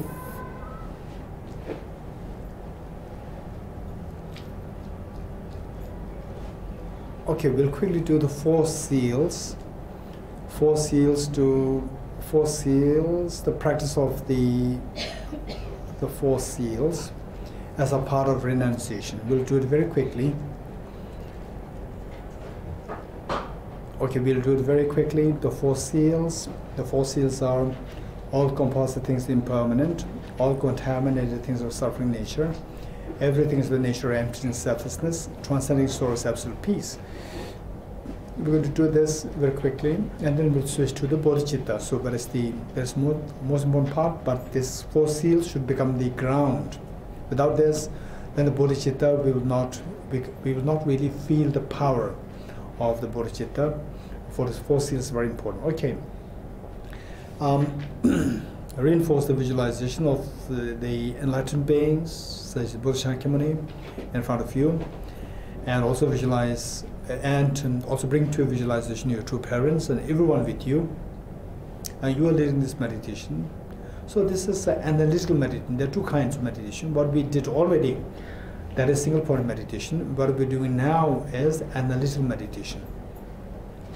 For the analytical meditation, we should be very creative in our thinking, and I'm going to give the instruction. This is also known as the guided meditation. For that matter, just follow the instructions and see how much you can follow the instructions to the best you can, and invoke the respective experiences. Okay, with that in mind, okay, just in a meditative state and follow the instructions. All composite things impermanent. Composite things such as the physical flowers, the houses, the bridges, the roads, the weather, your body, your mind. All these things are composite things which are composed of the particles such as electrons, protons, neutrons, atoms, so forth. And then on a larger scale, carbon, hydrogen, oxygen, and so forth, nitrogen, and so forth. As long as something is the composition of these factors, they should necessarily be impermanent. Impermanent is of 2 kinds: the gross and subtle. Gross referring to the discontinuation of the continuum of a particular object. For example, 2017 is gone. It's gone forever. And then from this we come to realize that we are a guest on this earth. If you don't believe in this, 200 years ago, this world, of course, the population was not hitting 7 billion, then perhaps maybe 5 billion 200 years ago, but there were the 5 billion human beings on this earth. Today, not even a single person from 200 years ago is alive today. That is 100% guaranteed. So in those days, 200 years ago, say some of them are as young as what the young children who are here today, like 8 years old, 10 years old, 20 years old, 30 years old, 40 years old, 50 years old, and so on.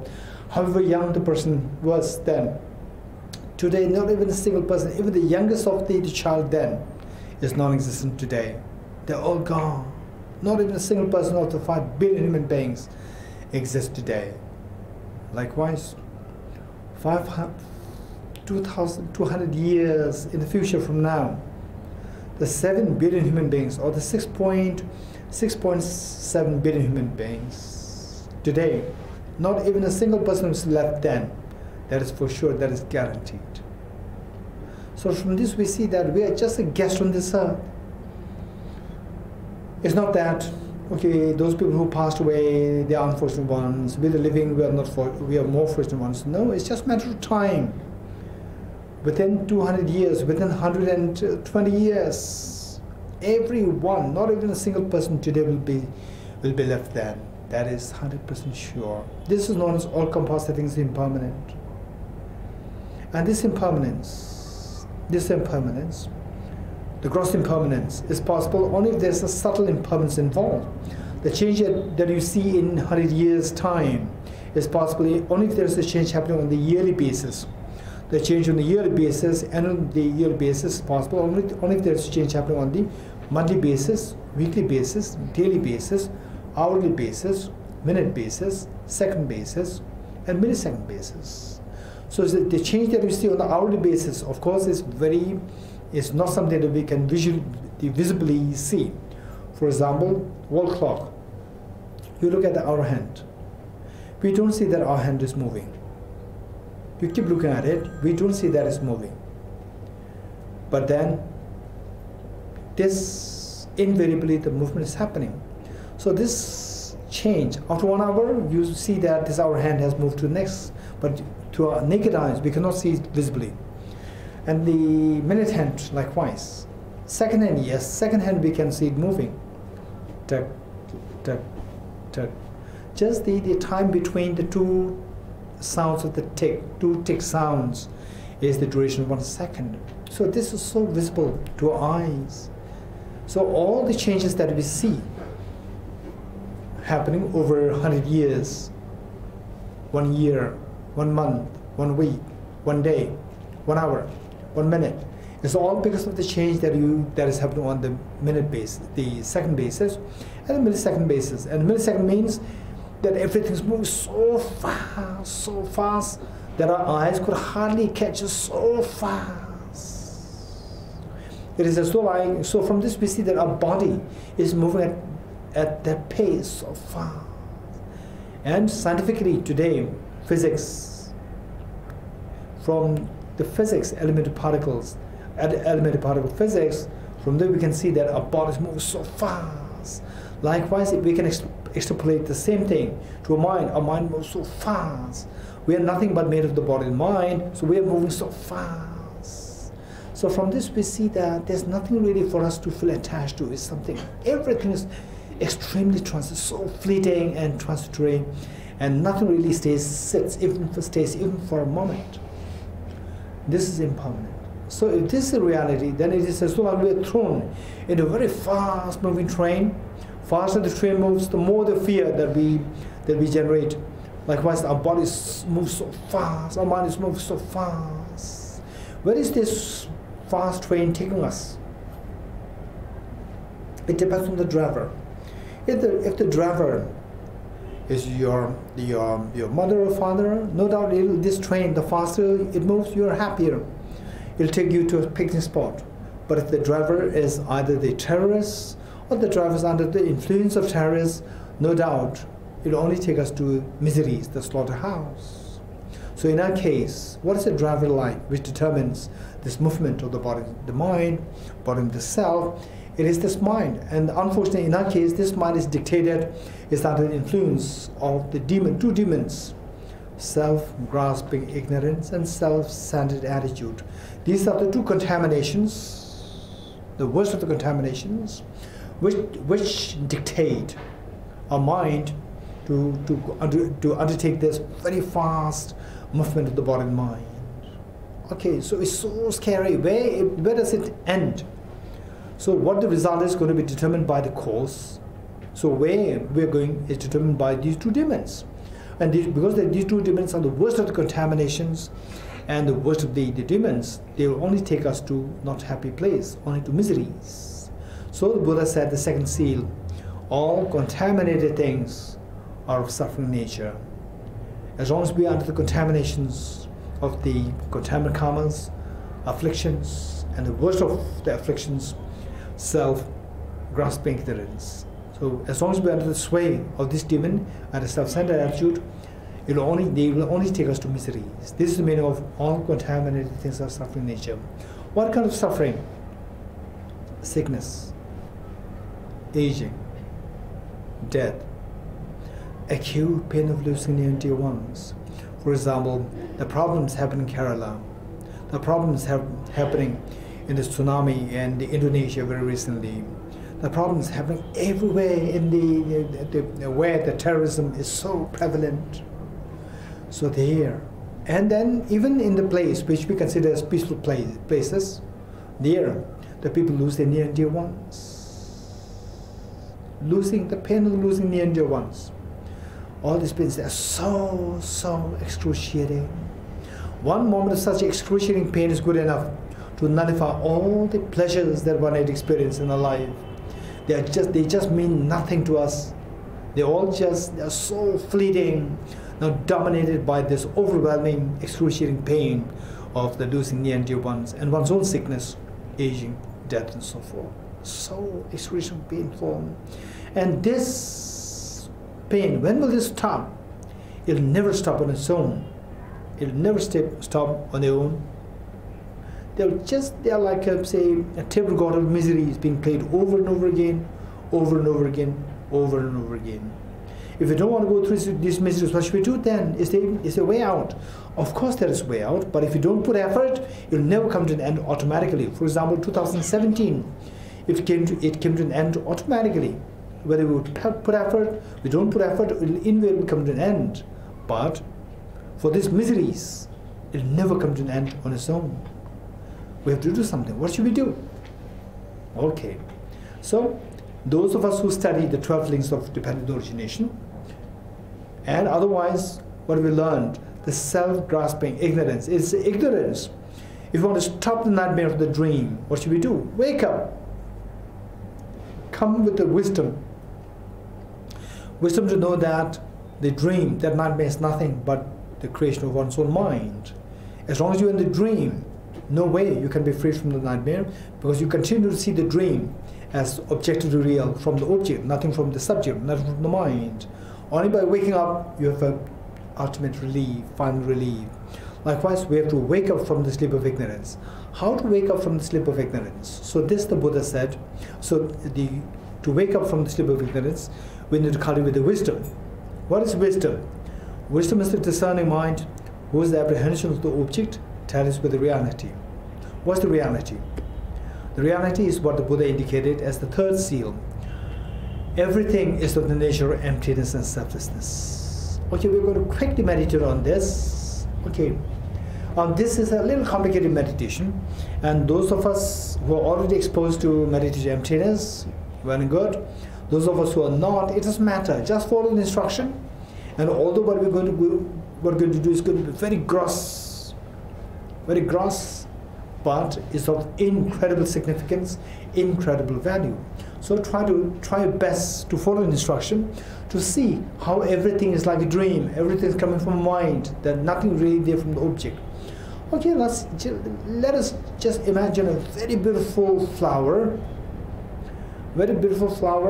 growing in a pot, in a vase, in your house, or in the garden, anywhere in the garden, a garden anywhere in Delhi, or say Mughal garden. So wherever you have seen a very beautiful flower, just imagine that flower. How do you see this flower? You see this flower as, say, like a dream coming from a mind, like a movie being projected by the movie projector, or something so solidly objectified there. Of course, it is so objectified there. Likewise, who's seeing this flower? I'm seeing this. And how does this person look like? Okay, I'm a boy, I'm a girl, I'm young, I'm middle-aged, I'm old, whatever you are. Okay, who's seeing this? I'm seeing this.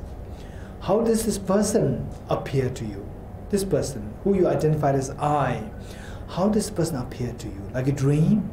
Or something so solidly there? Of course, so solid. This is known as self-grasping ignorance.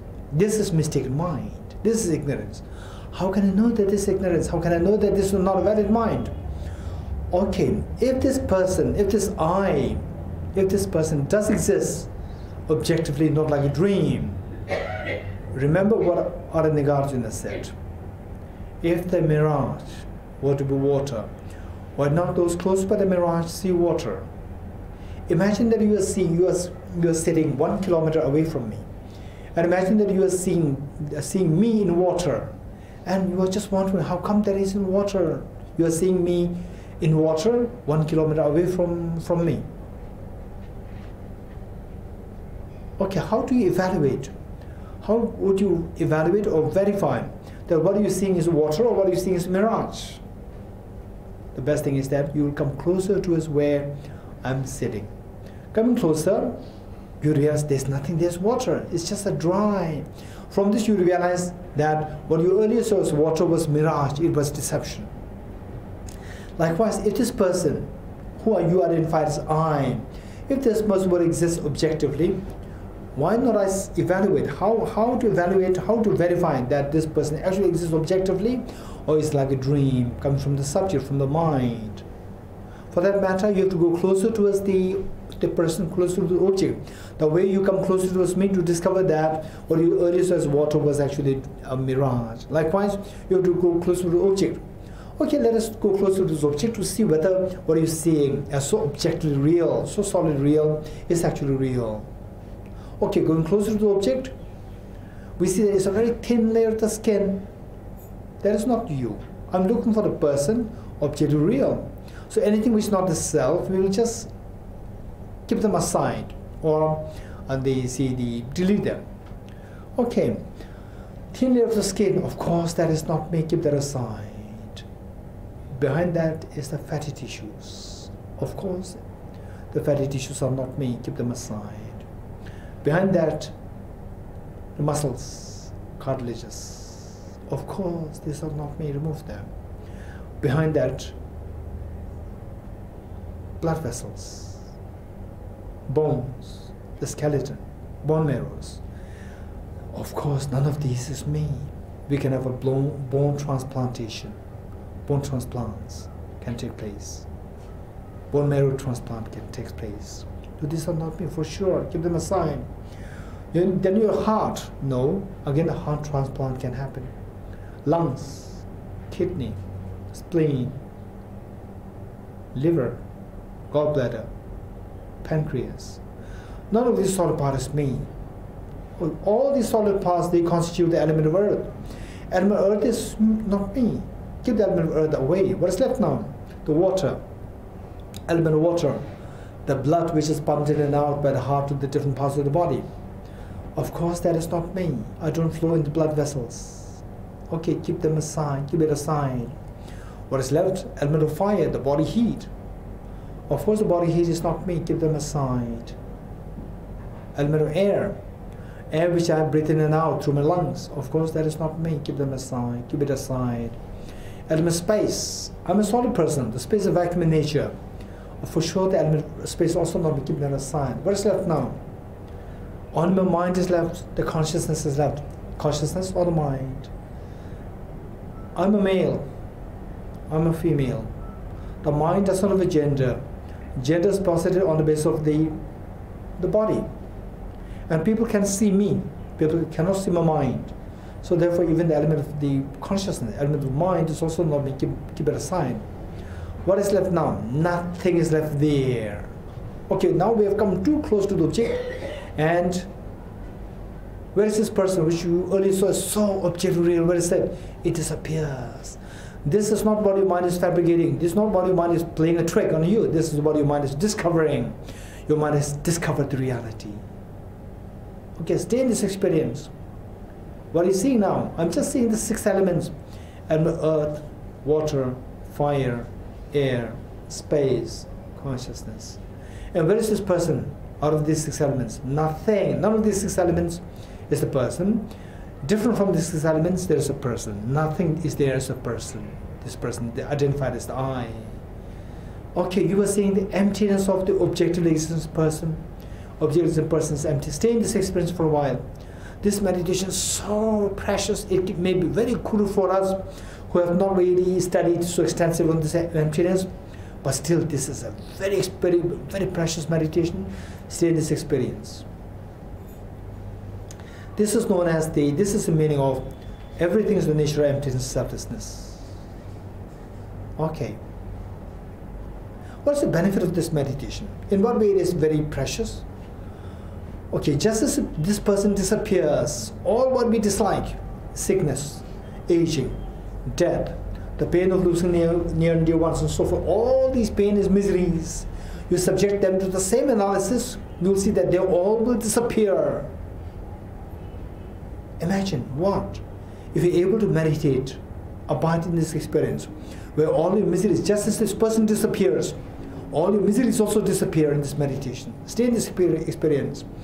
This is known as the transcendence of the miseries, transcending the miseries, where your old mental sorrow stops.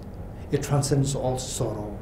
Transcending sorrow is the absolute peace which we are seeking. This is what the Buddha indicated as a fourth seal. Transcending sorrow is absolute peace. Stay in this experience for a while. Wow, it's amazing. If this is something which I can really manifest in a living form, in a vital form, this is amazing experience. May I experience this in its fullest form and be able to abide in this experience for long, eternally. This aspiration is known as renunciation. Renouncing all miseries to attain the state of peace where all the miseries dissolve, sickness, aging, death, depression, tension, anxiety, the pain of losing near and dear ones and so forth. All the miseries drop in this experience of emptiness. This is renunciation. And seeking to achieve this state is the most refined version of what renunciation is. Otherwise, people always explain about renunciation in a very coarse form. Renounce your happiness, renounce this life, and so forth. These are very coarse understanding of renunciation. Actual understanding of renunciation is to renounce the miseries through the understanding of emptiness, where all the miseries dissolve in this experience of the emptiness, and that you experience the utter peace where you have transcended all sorrows.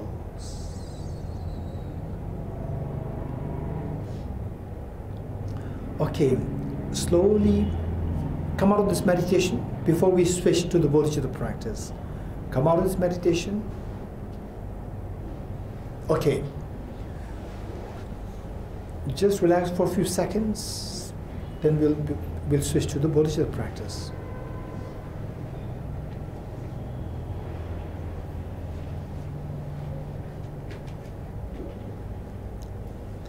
Okay, I'm just watching how many of you are sitting with a curved spinal cord, right? Okay, just see if you can make it a habit to sit upright. And at times you feel, say the little, not really discomfort, or the little a pinch of a pain. So there you can lean against the support, but still keep your body upright.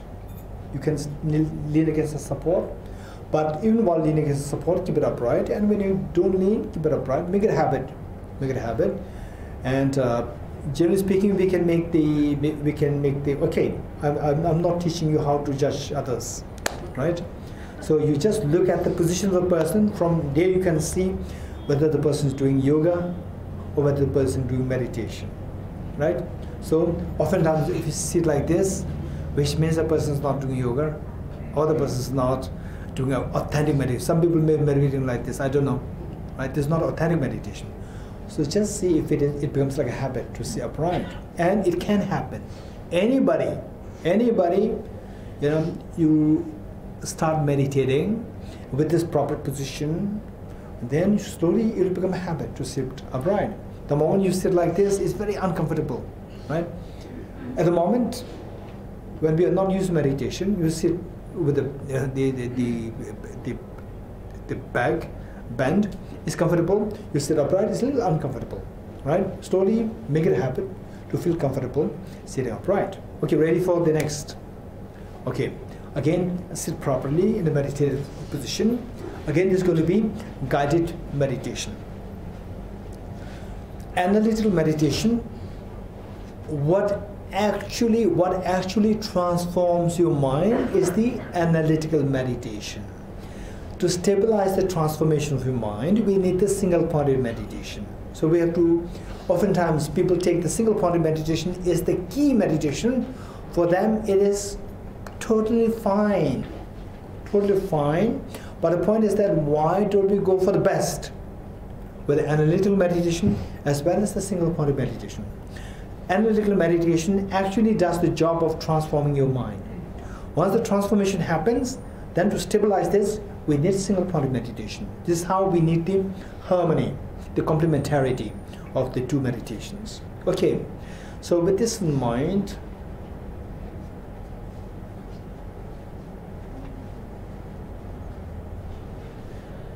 okay, so I think what we'll do is that we will have a short tea break now. We'll have a short tea break.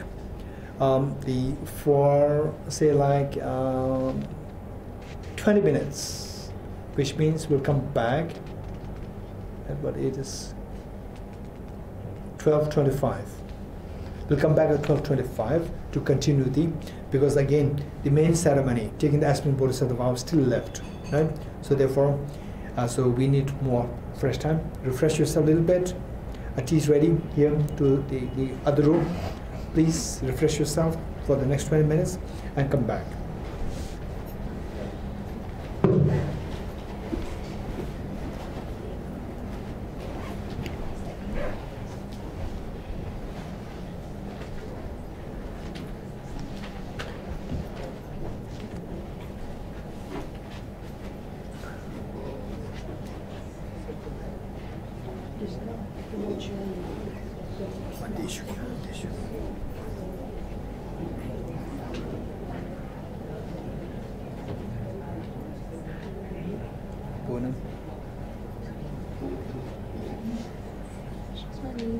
Okay.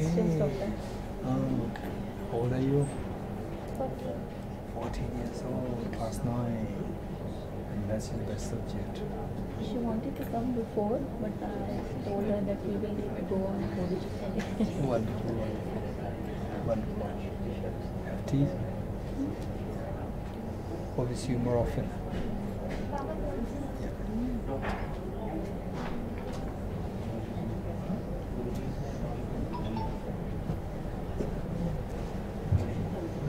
Arushi.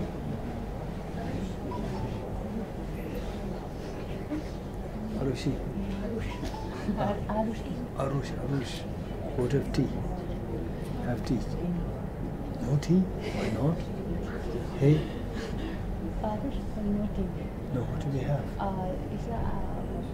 Some snacks? Yes, biscuits. Biscuits and also, some the cake.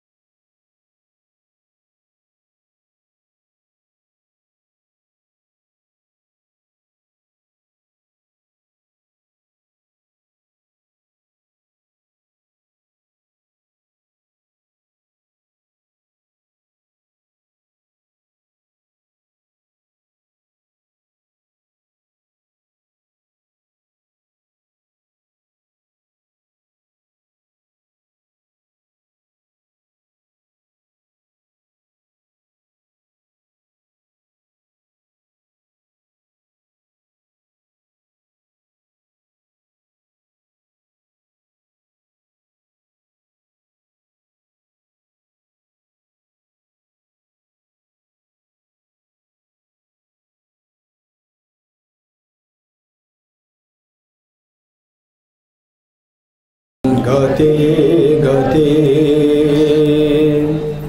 paragati parasangati bodhiswatyata om gati gati paragati parasangati bodhiswatyata om gati gati paragati parasangati bodhiswatyata.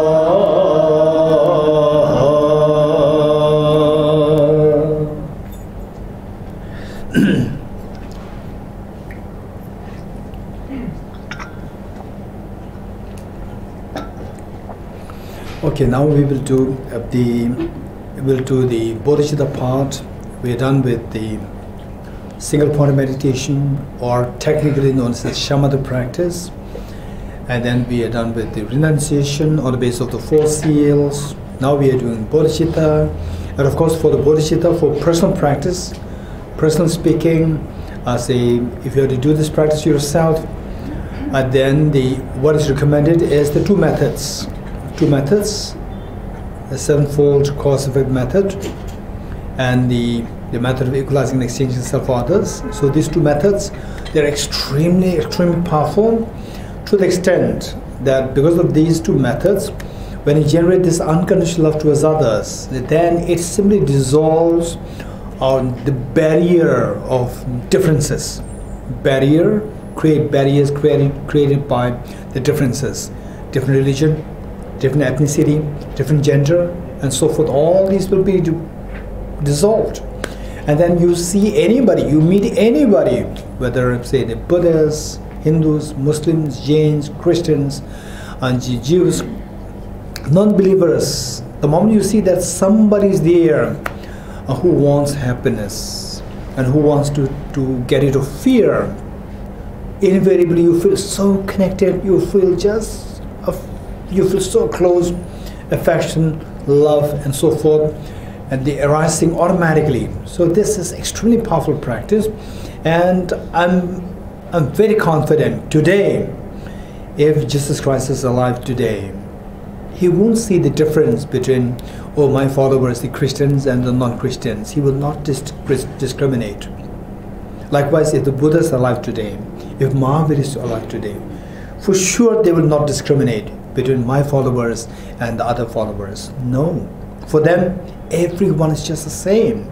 So this is the spirit that we will get if you practice this bodhicitta. So, and because they are these 2 methods, they are pretty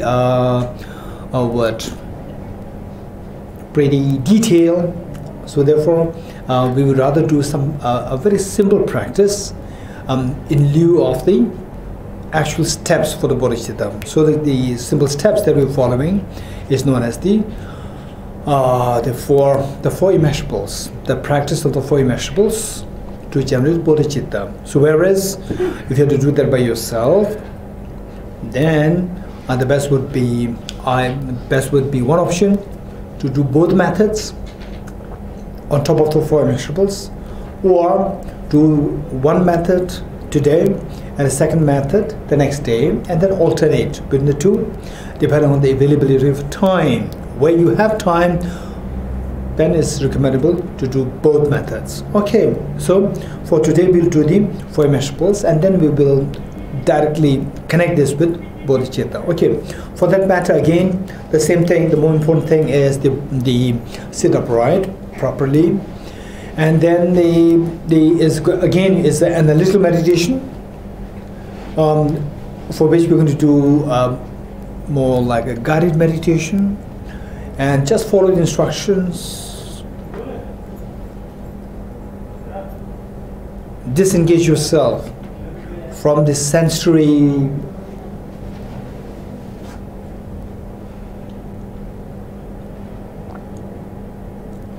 Disengage yourself from all sensory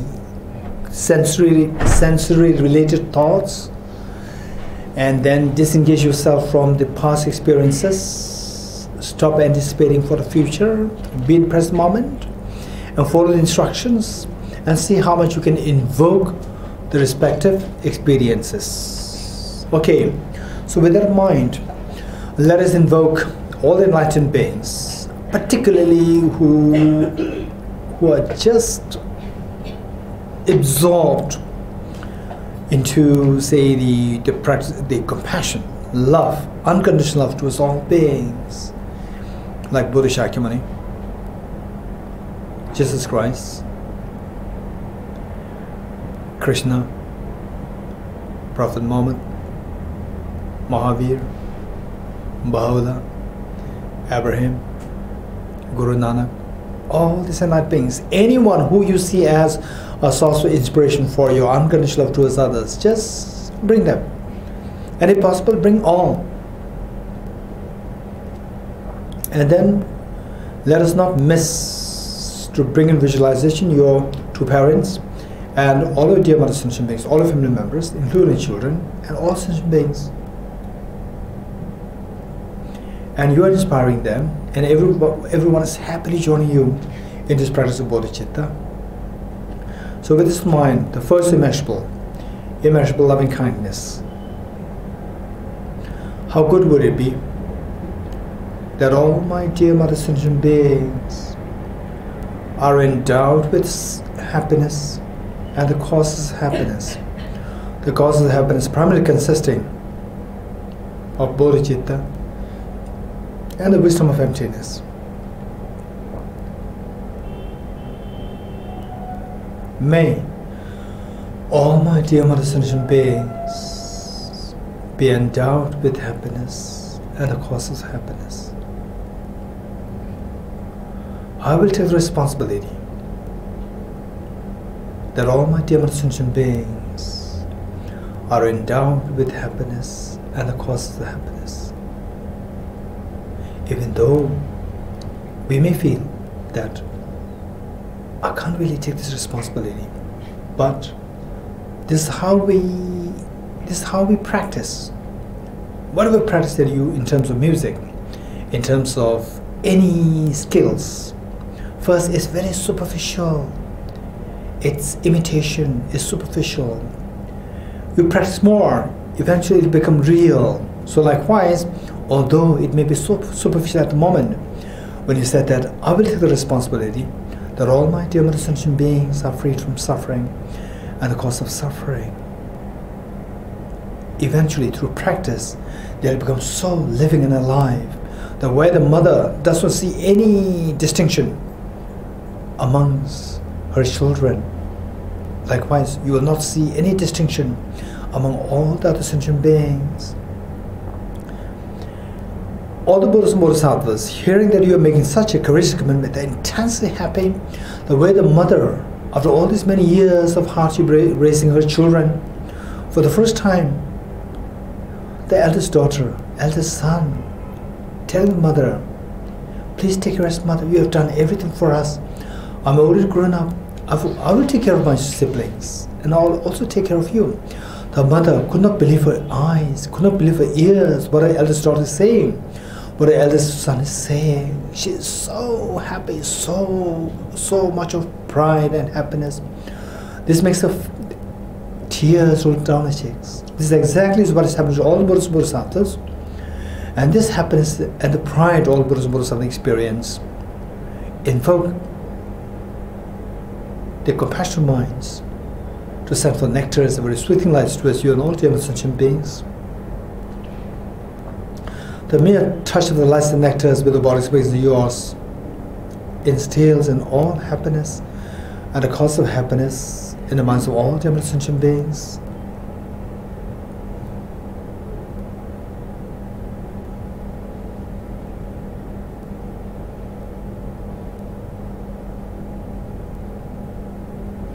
And you're witnessing such a miraculous happening towards all of dear sentient beings. You're intensely happy. Take 3 deep breaths, sighing with relief.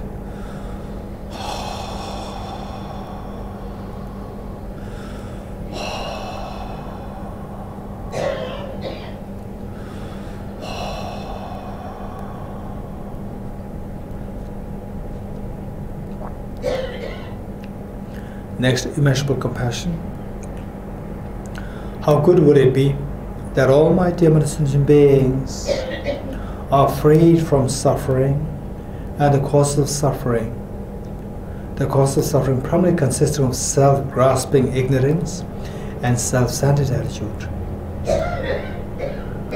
May all my dear mother sentient beings be freed from suffering and the cause of suffering.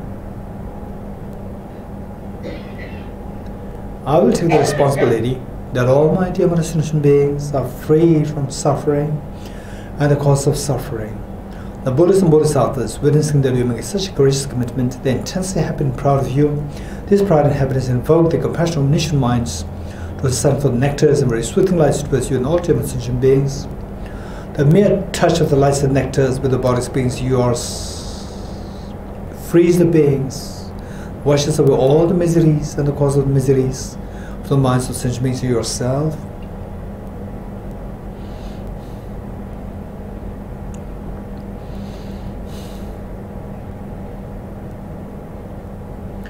You witnessing such miracles happening to us all with dear sentient beings, you are intensely happy. Take 3 deep breaths, sigh with relief.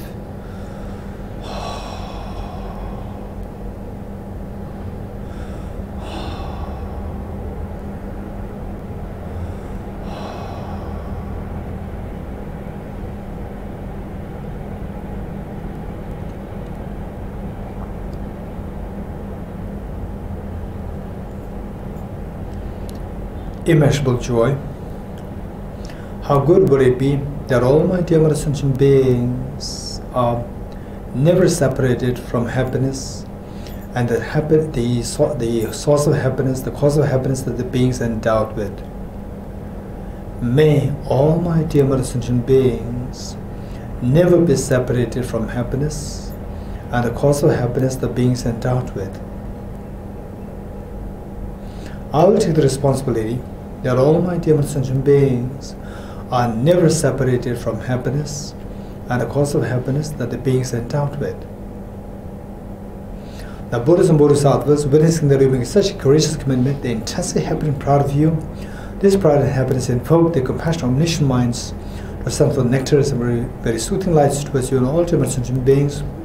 The mere touch of the lights and nectars with the body's beings yours stabilizes the happiness and the cause of happiness the beings are endowed with. And you witnessing that such a miracle is happening to us all as dear sentient beings, you are intensely happy. Take 3 deep breaths, sigh with relief.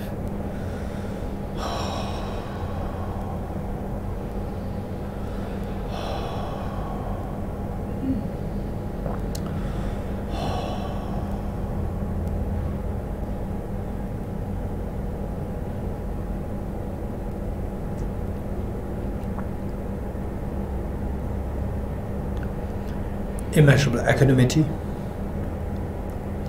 How good would it be that all beings, all my dear sentient beings, are freed from the biased attitude of excessive attachment towards some and aversion towards others. May all my dear mother sentient beings be freed from the biased attitude of excessive attachment towards some and aversion towards others. I will take the responsibility that all my dear sentient beings are freed from the biased attitude of excessive attachment towards some and aversion towards others. The Buddhas and Bodhisattvas, witnessing that you make such a courageous commitment, they are intensely happy and proud of you. This pride and happiness invoke the compassionate omniscient minds to send for nectars and very soothing lights towards you and all dear sentient beings. The mere touch of the lights and nectars with the body's beings yours frees the beings from the biased attitude of excessive attachment towards some and aversion towards others, making them abide in the great state of equanimity, embracing all other dear sentient beings equally, leaving none aside.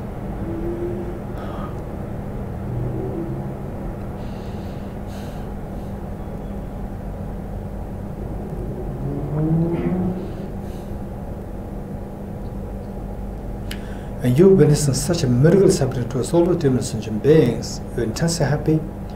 Take 3 deep breaths, sighing with relief.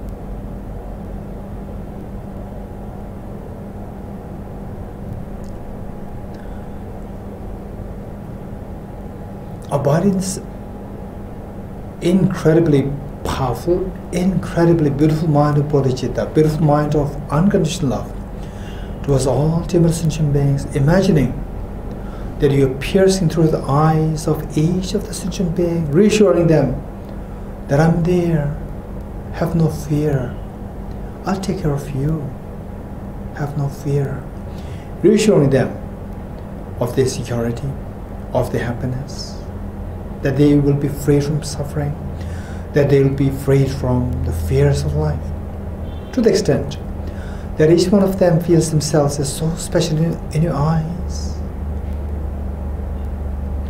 Okay, abide in this beautiful mind.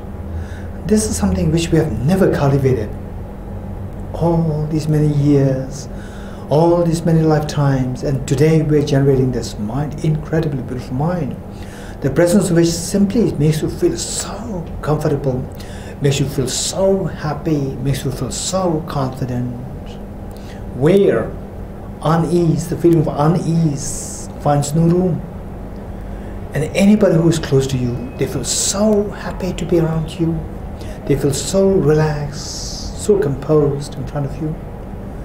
With that in mind, with folded hands, I'll say a line of the Bodhicitta commitment, and let us all say this together 3 times, and wholeheartedly. It can be superficial, it doesn't matter.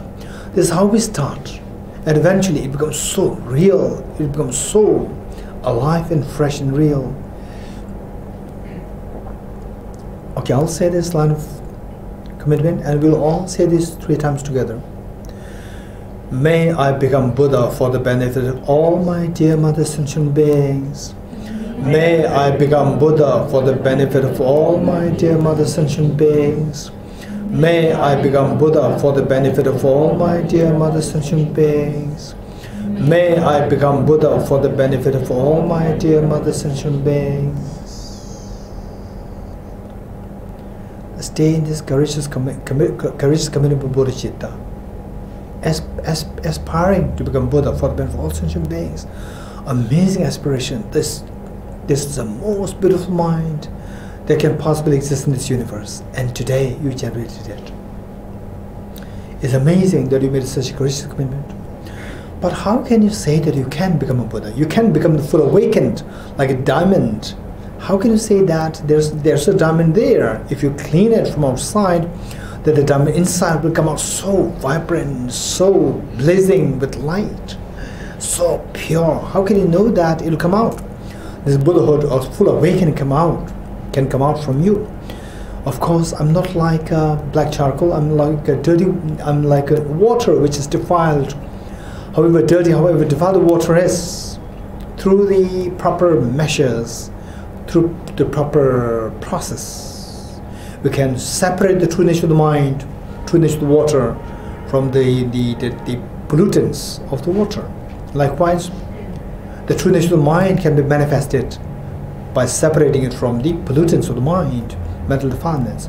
How can you remove the mental defilements in order to make this Buddha nature, Buddhahood, come out fully? Yes, these mental defilements, they are rooted to what is known as the self-grasping ignorance and its subtle stains.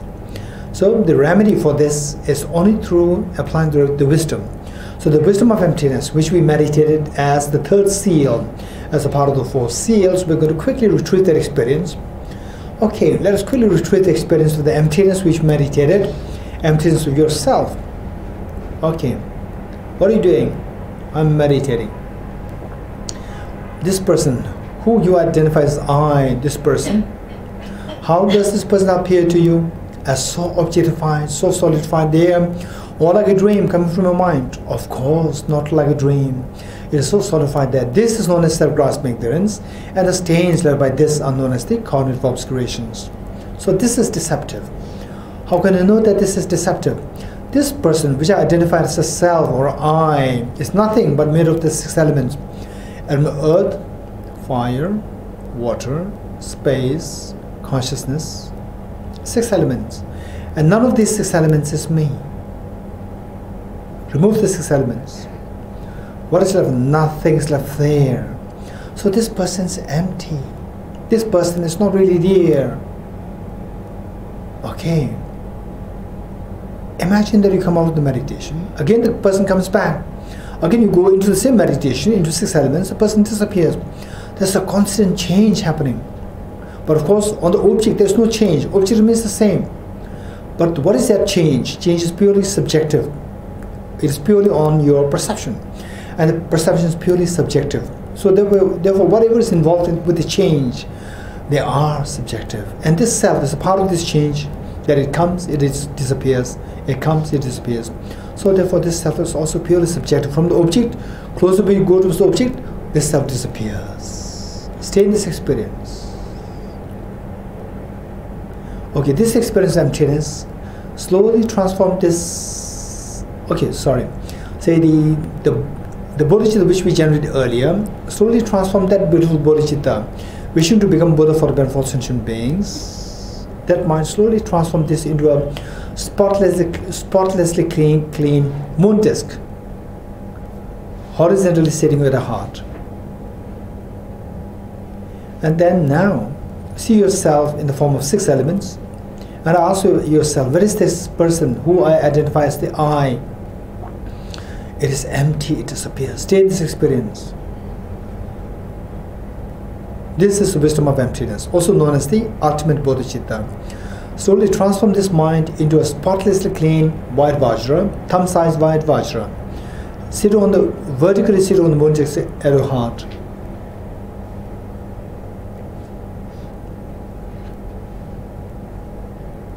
It's amazing.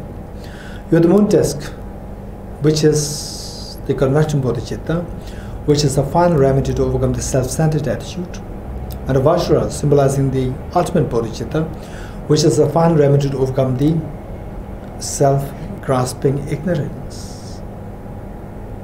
So there, eradicating these 2 demons guarantees your ultimate happiness, ultimate treasure happiness manifesting. Amazing. So this is what you're seeking. Yes. But what about my 2 parents? What about all my family members? What about all the sentient beings? They are still suffering. Yes, why not? You share these 2 remedies, Vajra Moon, conventional Bodhicitta and ultimate Bodhicitta, with all the dear sentient beings, of course, with incredible love and affection towards all dear sentient beings. This incredible love and affection invoke the Vajra Moon at your heart to multiply infinite number of times.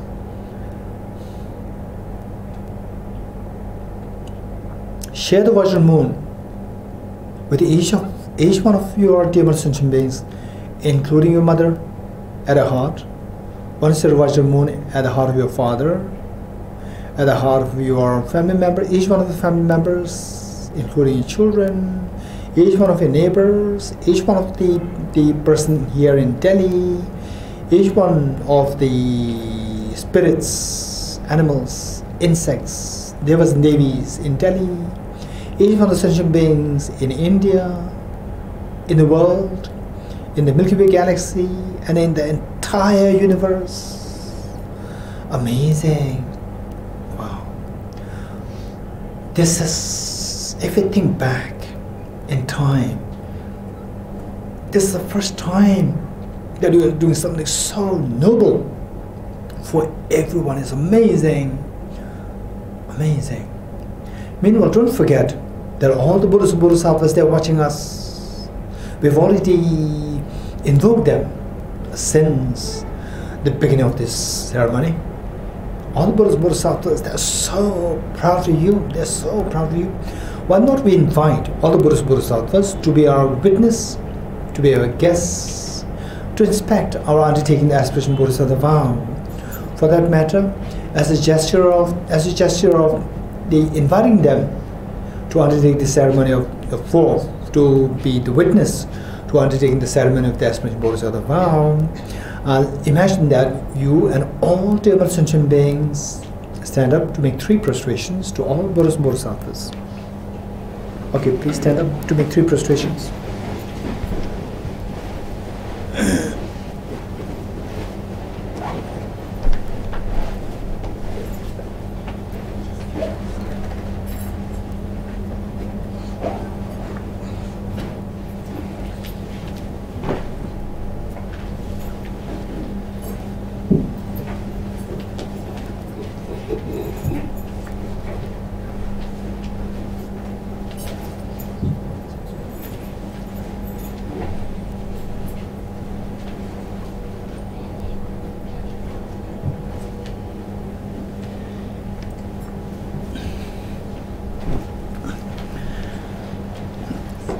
Okay, now you sit on your right knees. Those who have knee problem, sit comfortably. In whatever position more comfortable for you, you sit in that position. Otherwise, those of you who have no problem with your knees or anything, you sit on your right knees. And then because of this, it may take a little while. In the process, if you feel pain, if you start to feel pain, then feel free to sit in a position which is most comfortable when you start to feel the pain, right? Because if you feel the pain, you cannot concentrate. If you can't concentrate, then the whole purpose is defeated. So therefore, the concentration is very important. Okay, so in fact, what we're doing now, this is something which anybody can do, whether believer, non-believer, and whether you be Buddhists, Christians, Jains, Hindus, Muslims, Sikhs, anybody can do this. Jews, anybody, even non-believers can also do this. It is just to invoke your compassion, see the compassion more. Okay, let us turn to page 46. Page 46. Okay, so what we're doing here, I'm going to explain this a little bit, is making commitment that henceforth, they say I will try my best to be compassionate towards others, ignoring the differences, keeping aside the differences. I will try to reach out to all the beings with the best of my intention, with love and affection towards others. And as we undertake this ceremony, so this main ceremony, as we undertake this ceremony, the commitment that we have, same, there are for the Bodhisattva vows, there are two kinds. One is the engaged Bodhisattva vow, and the other one is the aspirational Bodhisattva vow. So what we do now is the aspirational Bodhisattva vow, not the engaged Bodhisattva vow. And then for the engaged Bodhisattva vow, one has to really consider it, meaning that one should be very serious. Only if you are ready, you have to take it, otherwise not. For the engaged Bodhisattva vow. In other words, for the actual Bodhisattva vow. So this is not the actual Bodhisattva vow, this is like a precursor or a preliminary for the actual Bodhisattva vow, also known as the aspirational Bodhisattva vow. So the commitment, there's no commitment there for you. At the most, the commitment is that henceforth I will be kind towards others. If not, at least I will not harm others. To the best you can. To the best I can, I will try to be kind towards others. If not, at least I will try not to harm others. This is the maximum commitment we have. So with this in mind, because it does not have a commitment, still the benefit is enormous.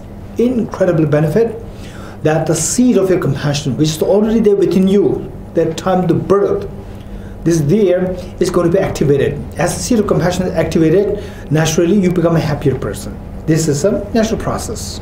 So with that in mind, we are reading the last stanza from page 46, the last stanza 3 times.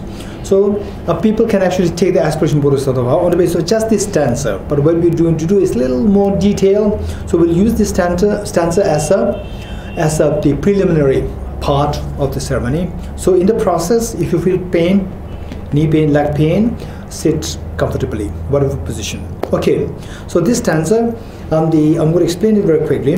The first one says, I go for refuge to the Triple Gem, meaning that what we are doing is a very noble task. Because it's a very noble task, we need immense support, because we cannot do it by ourselves.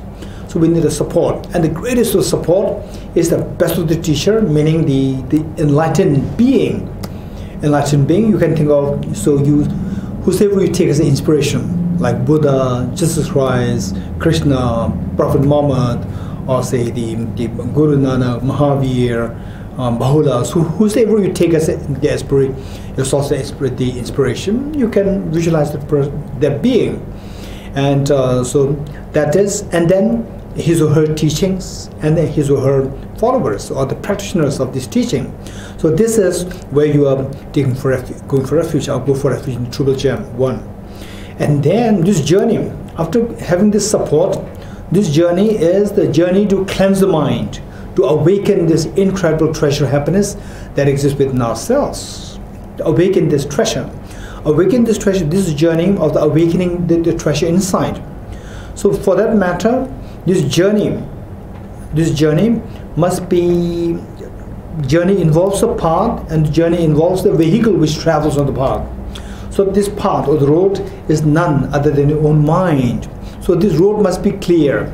If the road is blocked by the trees, boulders and so forth, then you cannot have a proper journey. You cannot undertake the journey.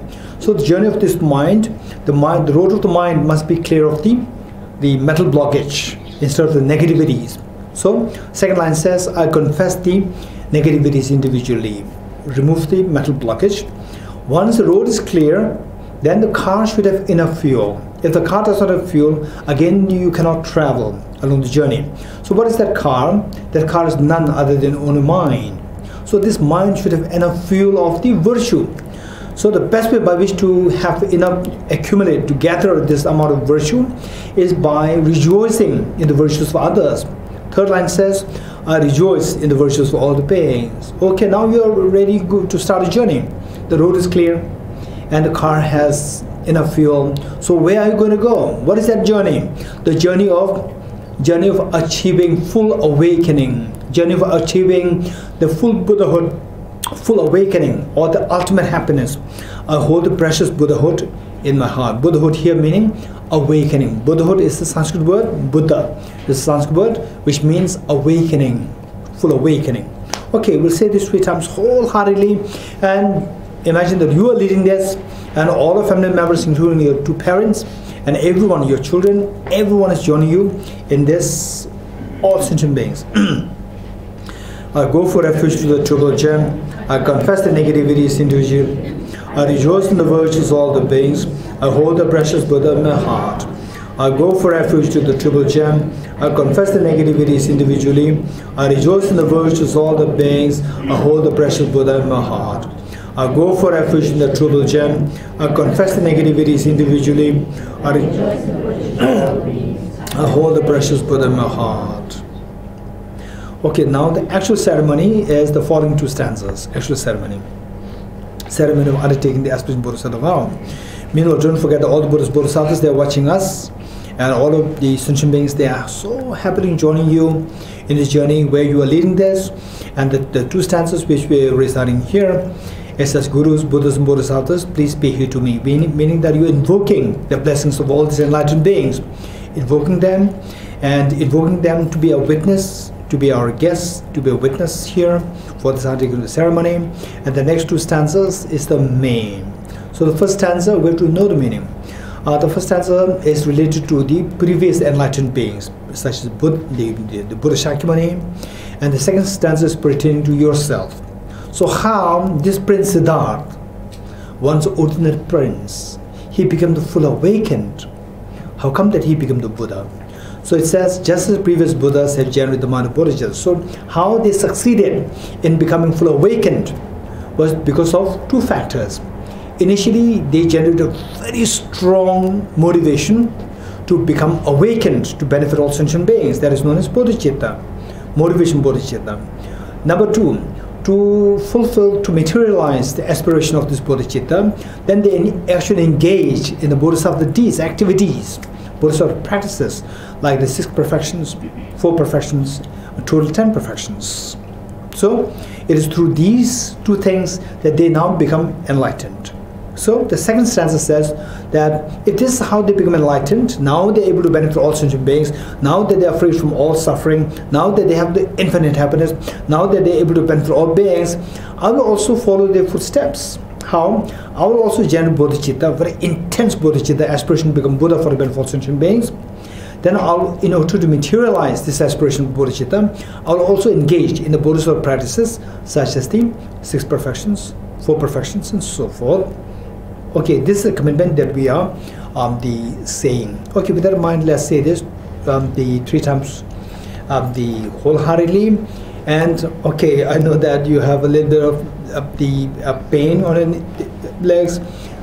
Just sit in the most comfortable way. If you feel pain, don't force yourself, right? Okay. To the third repetition, with the last two lines, when you say, and likewise shall I too successfully follow the Bodhisattva practices. When you say that, imagine that you've received the Aspirational Bodhisattva vow. You have received that vow, Aspirational Bodhisattva vow. Then you feel the joy of having received this. Okay, let's say this. If you feel the pain, don't force yourself. I'm again reminding you, sit comfortably, right? And let's say these two stanzas together 3 times, wholeheartedly. Gurus, Buddhas and Bodhisattvas, please pay heed to me. Just as the previous Buddhas have generated the mind of Bodhicitta, and just as they successfully dwelt in the Bodhisattva practices, likewise for the benefit of all sentient beings, I'll generate the mind of Bodhicitta, and likewise shall I too successfully follow the Bodhisattva practices. Gurus, Buddhas and Bodhisattvas, please pay heed to me. Just as the previous Buddhas have generated the mind of Bodhicitta, and just as they successively likewise for the benefit of all sentient beings, I'll generate the mind of Bodhicitta, and likewise shall I too successfully follow the Bodhisattva practices. Gurus, Buddhas and Bodhisattvas, please pay heed to me. Just as the previous Buddhas have generated the mind of Bodhicitta, and just as they successively dwelt in the Bodhisattva practices, likewise for the benefit of all sentient beings, I will generate the mind of Bodhicitta, and likewise shall I too successfully follow the Bodhisattva practices. Okay, you have received the Aspirational Bodhisattva vow. This is such an auspicious occasion today. It becomes so special day for you. Feel the joy of having received the Aspirational Bodhisattva vow. Feel the joy. And the Buddhas and Bodhisattvas, they are likewise so happy, so proud of you.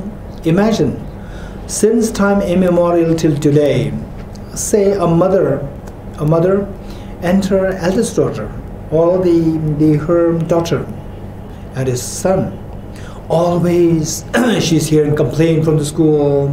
Your son is being so mischievous, so naughty. Your daughter is not studying. Always, all these 8-9 years she has been receiving complaints from the school all the time. And today, school principal, escorted by the school teachers and the other staff, they come to the mother. Again, the mother started to panic. Again, what kind of complaint the school principal may bring about my daughter, about my son. Today is very slightly different. The school principal comes smiling with so much of courteous smile, and the mother could not believe what is happening today. And the mother, again in a very panicky state, asked the principal, any complaint about my daughter or son? The principal said, no, this time is very different.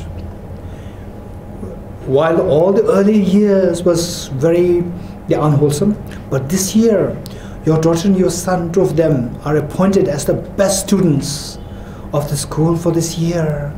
The mother could not believe her eyes, believe her ears. For the first time, she is hearing something so good after all these many years of her going through all these problems because of the 2 children. This is exactly what has happened to all Buddhas, Bodhisattvas. They are so happy to hear all these. Since time immemorial till now, we have been bringing only bad things, bad information to the Buddhas and Bodhisattvas. They only hear bad. They only see that we are doing only bad things. Now today, you have done something so good, which all the Buddhas, Bodhisattvas, for the first time, they feel so proud of what you are doing today. Taking the Aspirational Bodhisattva vow, taking the responsibility of all the dear sentient beings. So this incredible pride and happiness the Buddhas and Bodhisattvas experience, imagine that it invokes the Vajra moon, the full-fledged version, the full-fledged version of the Vajra moon at the hearts of Buddhas and Bodhisattvas to multiply infinite number of times.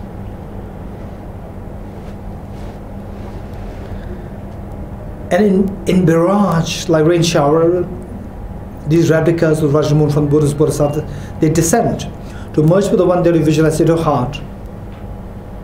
They become non-dual, stabilized, and blessed. Likewise, the replicas of the Vajra moon from the hearts of all the Buddhas and Bodhisattvas, they descend to merge with the one that you visualize at the heart of your mother, at the heart of father, at the heart of each one of family members, each one of the beings, human beings in Delhi, the insects, the animals, the spirits, the Holy Ghosts, the hell beings, the Devas Devis in Delhi, and everyone in the world, in the Milky Way galaxy and the entire universe. Amazing.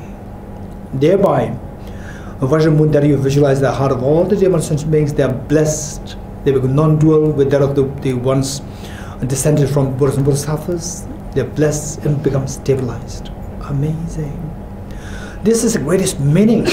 This is the greatest gift that you can possibly think of giving to your demon sentient beings. And today you did it. This is a great offering that you can think of to make to all Buddhas and Bodhisattvas. Today you did it. And this is the wisest thing, the manner in which you can give meaning to your life. And today you did it. And this is all happening because of the kindness of all the Buddhas and Bodhisattvas.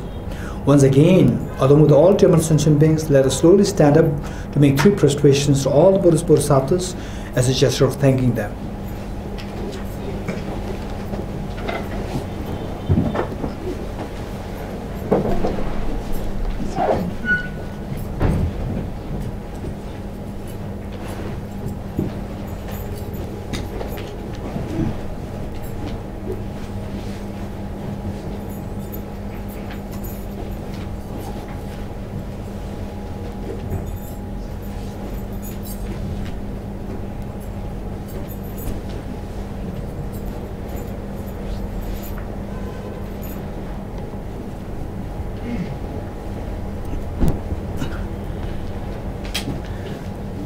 Okay, now please take your seats.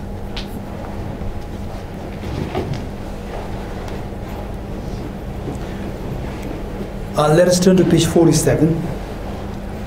Page 47. So this practice which we did, this is the greatest meaning of a life. And if you can do it, if possible on a daily basis, if not on a weekly basis, maybe during your weekends when you're more free, or if you can do it on at least a monthly basis, don't make it an annual basis, make it a monthly basis. That would be very enlightening, very enriching, and extremely rewarding. This is real meaning. Once you do that, the kind of feel that you get, is going to be very different.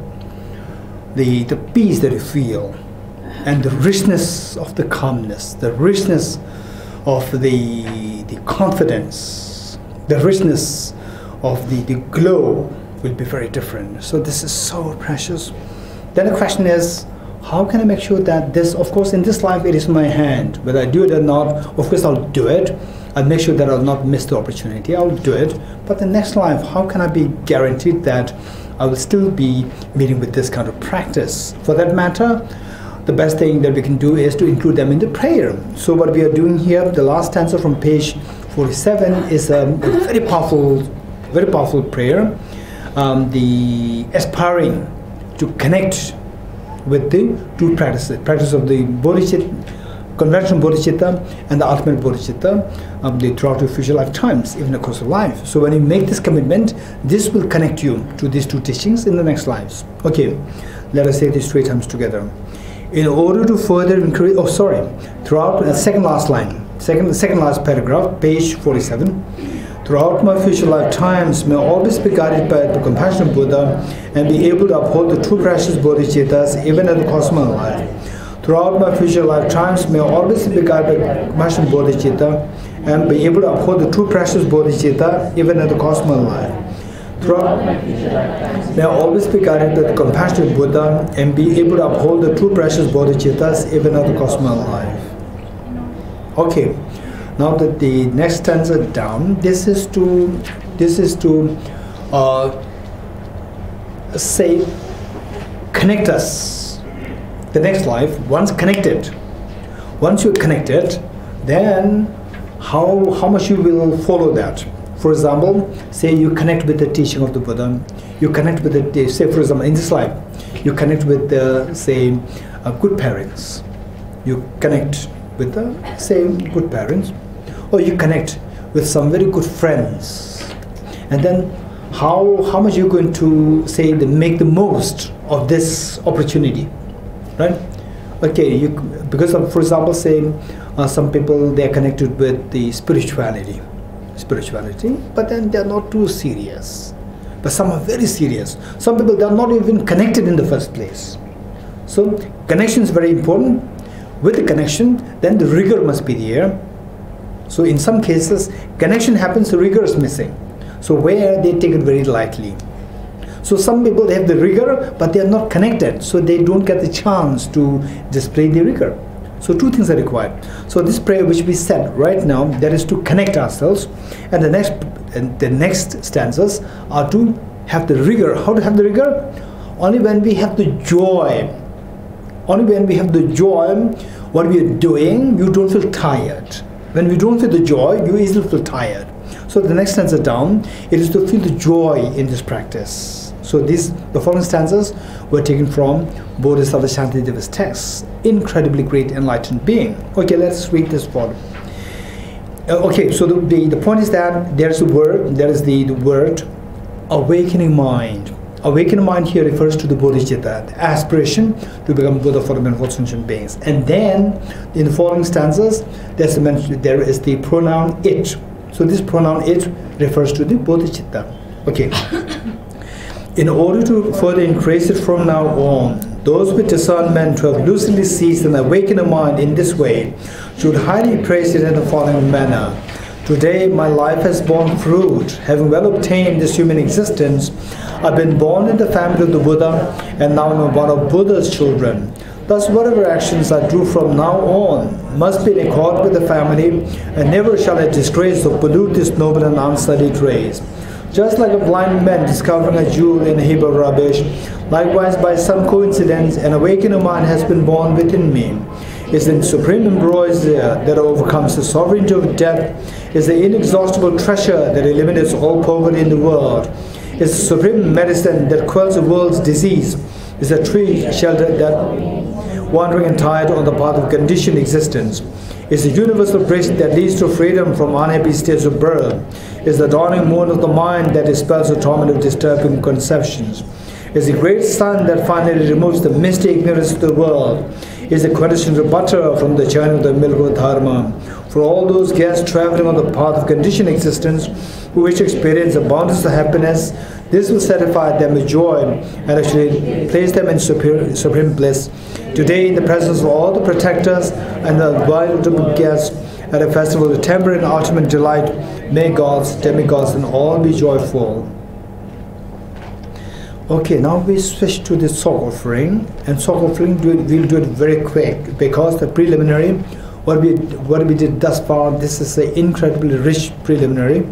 So we'll go to the sock offering. Guru Puja, where is it?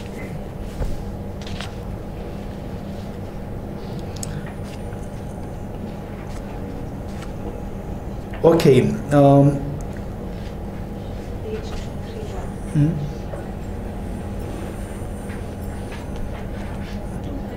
Okay, so what we do is that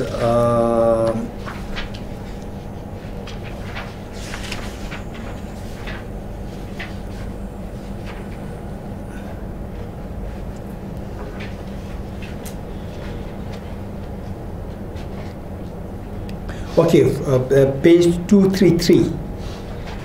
Page 233, stanza 61. Before we read this, we will quickly recite Tia Tom Gade Gade. Okay, Tejala, you want to start this? Just recite. Okay, is there anyone who sings more beautifully? Tia Ta Gade Gade, Tejala. Anyone who sings more? No? Tejala, you are the best.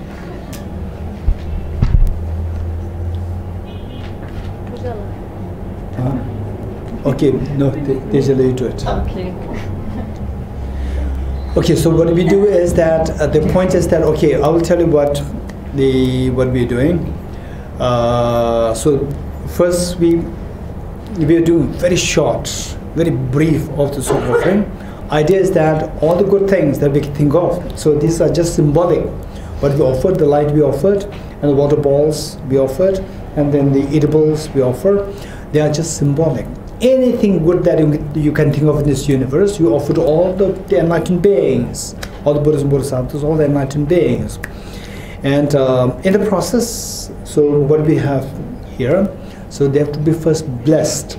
So as a part of that, because that this is the mixture of a mixture of people from various backgrounds, I'll do the blessing from my side, and we will all do the blessing together by reciting this. Recite this, the blessing. Actually, there's a separate blessing stanzas there, right? And some people, they may not be keen on what is all these rituals. Some people, they're excited. Wow, it's amazing, right? This is the difference in the mentality of different people, right? So the point is that I'm going to do it very quickly. So it's what we are reciting, which means the real blessing is the blessing purifying the mental defilements, to awaken the Buddha nature within yourself, to awaken this treasure within yourself. So we'll recite this. Meanwhile, I'll do the blessing. And once that is done, then we will start from stanza 61 down as the actual offering, make offerings to the enlightened beings, then to the Buddhas, Bodhisattvas, to the three jewels, and then to the deities, then to the Dharma protectors, then to all sentient beings, right? To invoke their respective blessings in different forms. Blessings, teachings, then the siddhis, then in the form of the clearing the obstacles, and then finally that all the beings are freed of the delusory afflictions. Okay, so yes, Teja, let's start.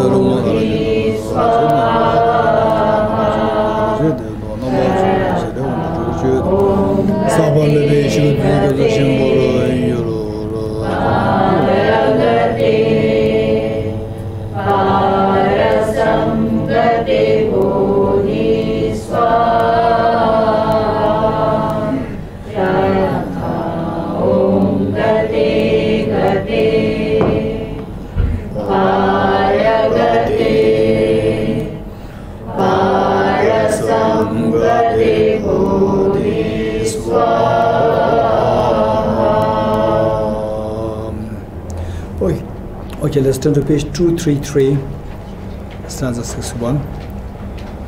Okay, let's recite these. So this is actual now offering, whatever we have blessed, all the edibles, everything good that the universe has, they are not just ordinary the items, they are transformed in the divine forms. Now they are being offered to all the Bodhisattvas, enlightened beings. Okay, imagine that all your family members, they are with you and you are leading this together. O host of root and lineage gurus, Yidams, a host of deities, three jewels of refuge, Vedas, Dakinis, Dhammapalas, and guardians of the teachings, I request you who are in the nature of compassion to appear and come to this offering site. Place your radiant feet firmly upon this elegant throne formed of jewels, amidst an ocean of clouds of outer, inner, and secret offerings. Grant us who are striving in the supreme realization, the powerful attainments that we all wish for, who hold this ocean-like soap offering of uncontaminated nectar, blessed by Samadhi, Mantra, and Mudra. We offer in order to please you, host of root and lineage gurus, Om Ahum, contented by a spot with all the splendors that could be wished for.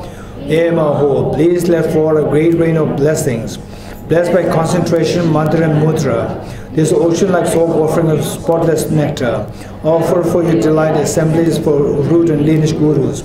Satisfied by enjoying an abundance of all you wish, please our back, let fall of great rainfall blessings.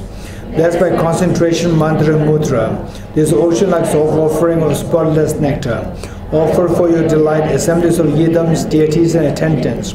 Satisfied by enjoying an abundance of all you wish, please our back, let fall a great rain of powerful accomplishments. Blessed by concentration, mantra, and mudra. This ocean-like soap offering of spotless nectar, offer for your delight assemblies of the most precious jewels. Satisfied by enjoying an abundance of all you wish, please our back, let fall a great rain of the holy Dharma. Blessed by concentration, mantra, and mudra. Offer for your delight assemblies of Dakinis and Dharma protectors. Satisfied by enjoying an abundance of all you wish, please our back, let fall a great rain of virtuous deeds. Blessed by concentration, mantra, and mudra. This ocean-like soap offering of spotless nectar, offer for your delight assemblies of mother sentient beings. Satisfied by enjoying an abundance of all you wish, please let delusive appearances and suffering be allayed. Okay.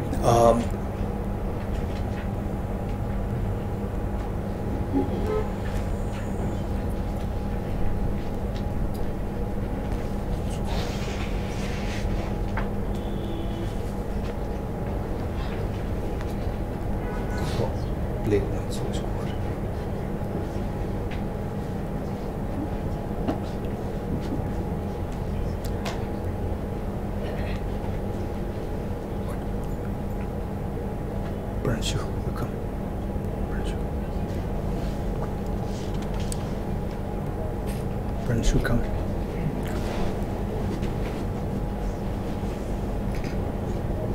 Okay, look at you can hold this, with this, then branch you can hold this.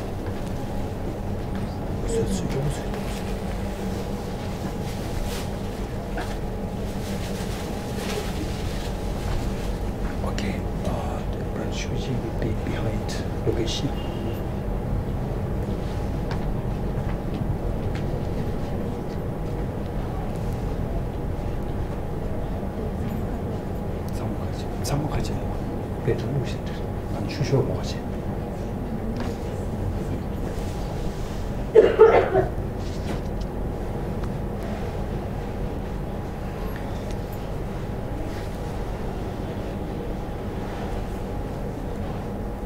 Okay, the Om Gati Gati Paragati Parasamgati Bodhiswahatyata Om Gati Gati Paragati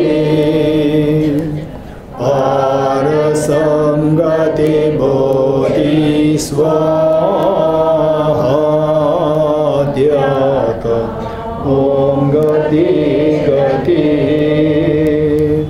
Paragati Parasamgati Bodhiswahatyata Om Gati Gati Paragati Parasamgati Bodhiswaha.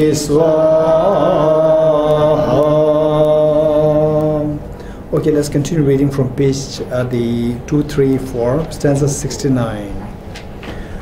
Together. Look, Venerable, a great circle of thought, you have followed in the track of the Sugathas of the three times, and are the source of all powerful attainments. Since we realize this, O great hero, who has forsaken the conceptualizing mind, please enjoy continually the circle of thought. Allahu. Very good. With nature inseparable from the three Vajras, I visualize myself as a Guru Yidam. This nectar of immaculate wisdom knowledge, without stirring from Bodhicitta, I drink to satisfy the deities dwell in my body. What a great bliss. Okay, so the idea is that the first one is the soul offering, then the second one is the nectar, and third one is the ideally like raisins. Okay, so basically the idea is that for a very sophisticated practice, there are the items which otherwise ordinary people will consider so obnoxious. So what we do is that we slightly modify these things there, and the idea is to accumulate merit for us to go through a process of the journey of enlightenment. For that matter, we make the offering, and so the second one is the nectar. So everybody will get a spoonful of the nectar. Lokesh will give you 1 spoon of the nectar. Then you, in your right palm, and drink it. As you drink it, as you sip it,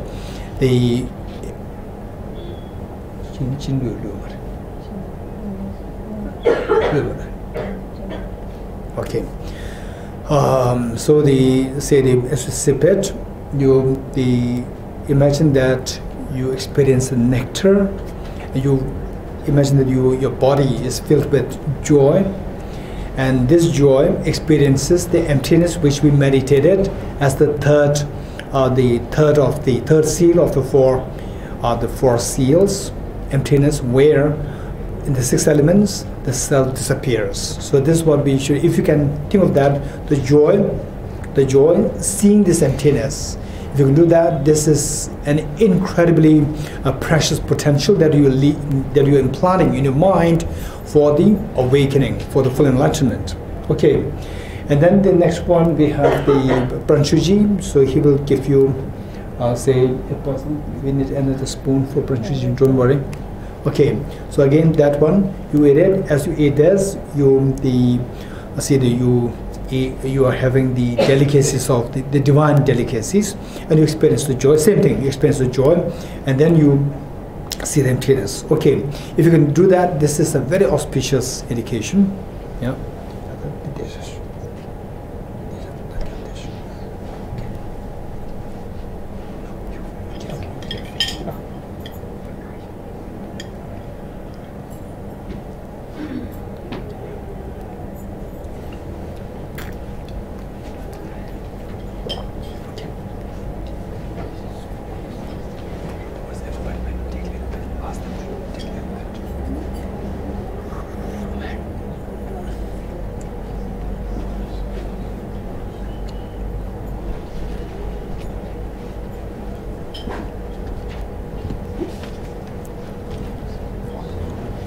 Okay, meanwhile we'll recite Teyatham Gadegate.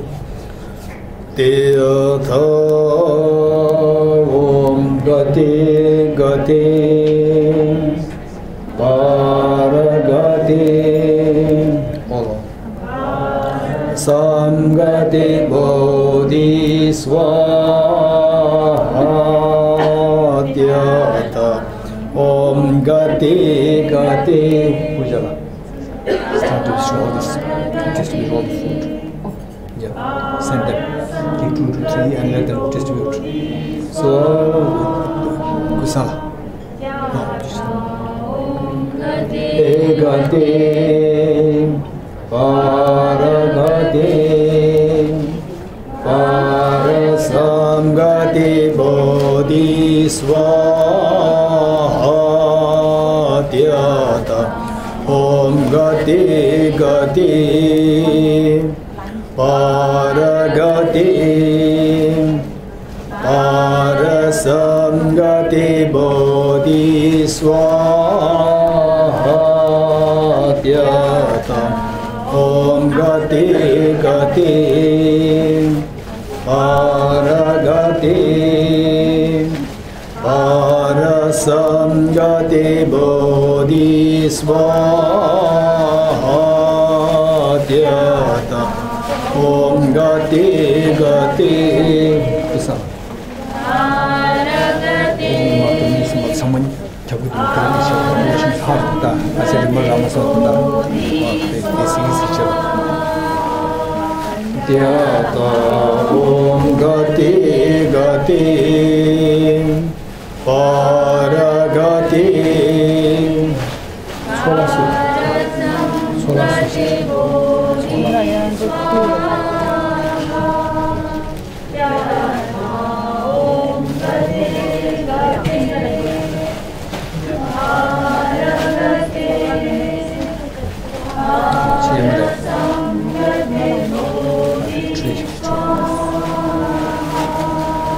Teyatha Om Gati Gati Paragati Parasamgati Bodhi Swaha Teyatha Om Gati Gati Paragati Parasamgati Bodhi Swaha Teyatha Om Gati Gati Paragati Parasamgati Bodhi Swaha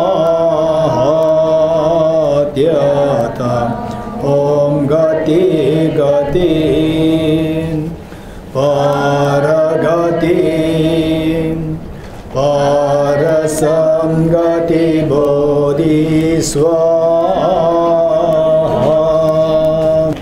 Okay, raise your hands if you did not get the soul offering, the packet, your share, the blessing prasad. The blessing, everyone got it? Everyone got it? Got a share? Good. Okay, we turn to page 2, and then the young boys and girls, make sure that you get your share. Okay, and let's go. Okay, let's turn to page 235. We'll recite from there. The Song of the Spring Queen. So this is the more like the auspicious song. All Tathagata Buddhas, Vira, heroes, yoginis, dagas and dakinis. Okay, let's 235. Page 235. All Tathagata Buddhas, Viras, heroes, yoginis, dagas and dakinis. To all of you I make this request.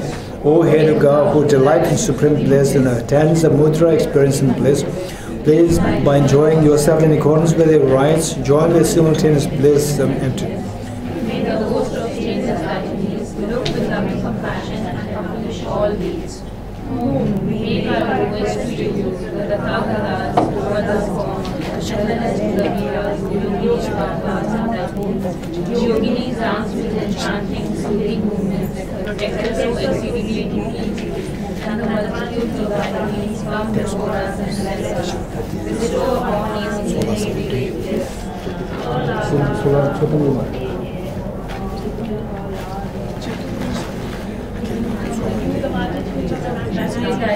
Look upon us with love, bestow all the powerful attainments. We make our request to you, who are the small as well as the leaders, the great bliss that possesses from the same qualities, the great bliss without which freedom cannot be gained in our life. So one is to us in these sentiments, we aspire to live as an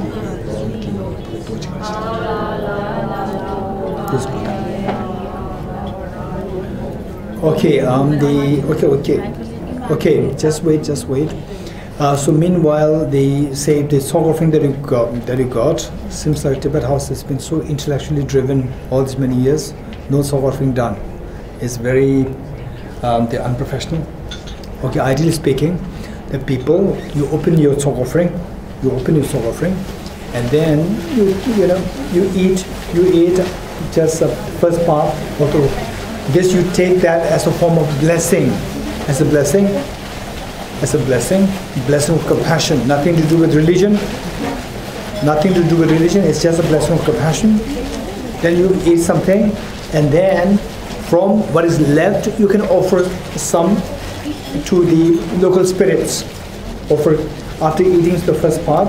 Then from what is left from there, you can offer some part, say like the say whole biscuit, whole biggest packet, and some people. Okay, so the idea is that from the remaining song, you give a share to the local spirits. The idea is local spirits, they don't have the virtuous merit enough to partake in the fresh food and so forth. They only if you give something left over, then they can partake. Otherwise, they don't have the karma to enjoy the fresh foods. So in a way we are giving it is a part of generosity. From your side, it's part of generosity, and the local spirits, they can also take part in this ceremony by taking the food, part of the food. After you take, then from whatever left, you can give part of this to the local spirits. For that matter, say the Tins Gusanlal will come to collect the leftovers from you. Not all, just a part of it you can give. Okay, be kind. Don't just one small piece. Some people think that it's just a small piece. Whatever you ate from that part, no, it's not like that. Some people, they think like this. This is a total wrong understanding. You can just offer anything after taking the first bite. Then later on, whatever from there, you can give the whole packet, or whole one packet you can give, or the whole juice, or whatever, small thing, big thing, whatever you can offer. for the local spirits. Okay, so meanwhile, others will continue reading this, and as she comes, she will come to pick up yours, and you give that share. Okay. Okay, others start with continue reading. Yes, Tejala.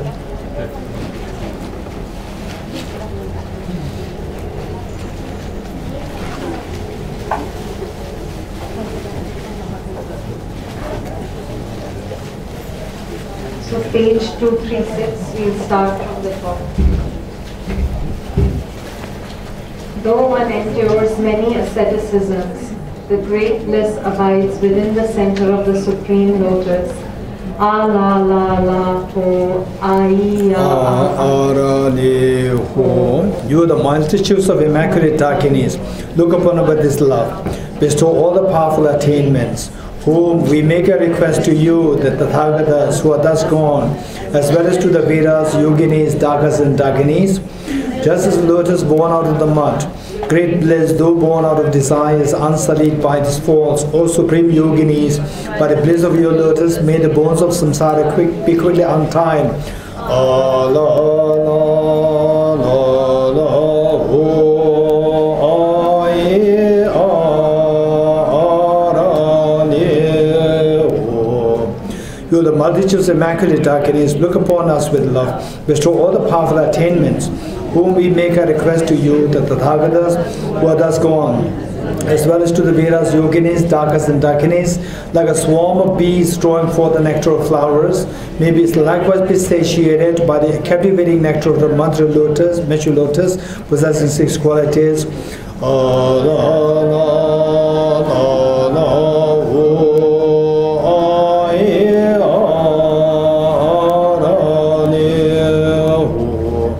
You, the multitudes of immaculate Dakinis, look upon us with love, bestow all the powerful attainments, whom impure, deceptive appearances become purified in the sphere of voidness.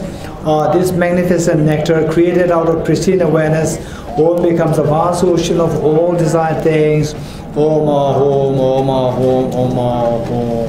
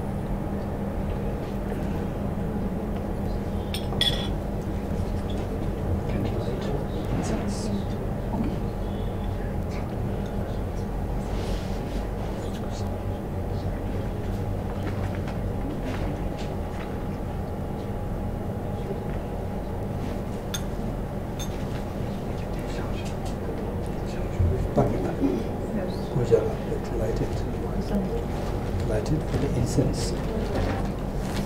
This room with the incense. With the incense. Yeah.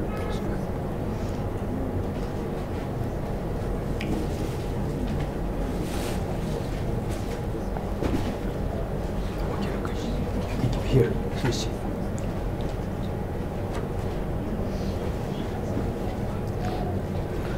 Okay, we will continue reading. Tejala, continue reading. 77. Oh, this ocean of remaining soak of uncontaminated nectar, blessed by Samadhi, Mantra and Mudra, we offer to please you, host of old bound realm protectors, Om Ahom. Contented by your sport with all the splendors that could be wished for, Ho. Please accomplish the virtuous conduct of the yogic path as you have pledged. Ho. Okay, but yes. It's fine.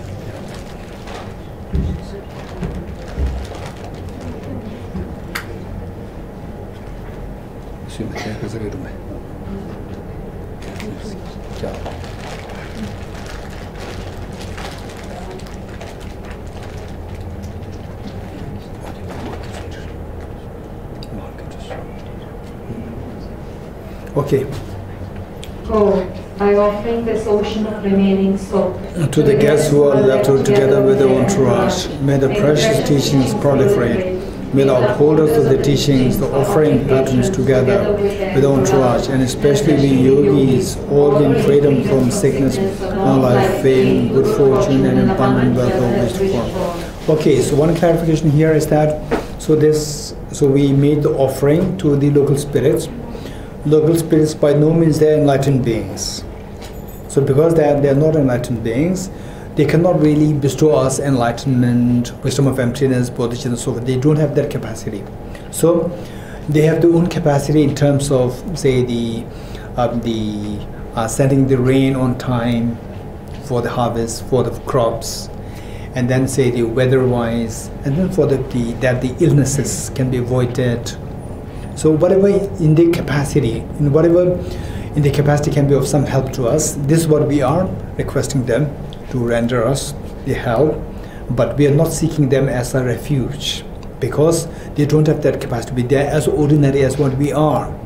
What we are, perhaps, say maybe with this power, they may be a little more powerful in terms of out of the external factors, they may have more power.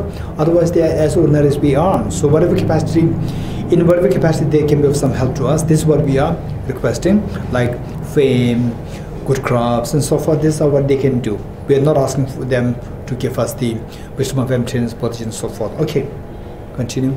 Bestow on us the powerful attainments of actions, such as pacification, increase, and so forth. O oath-bound protectors, protect us. Help us obtain all powerful attainments.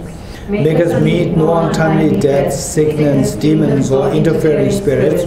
See that we have no bad dreams, ill omens, or calamities. May we have worldly happiness, good crops and harvest. May the Dharma flourish, all goodness and joy come about, and may all the wishes in our minds be fulfilled.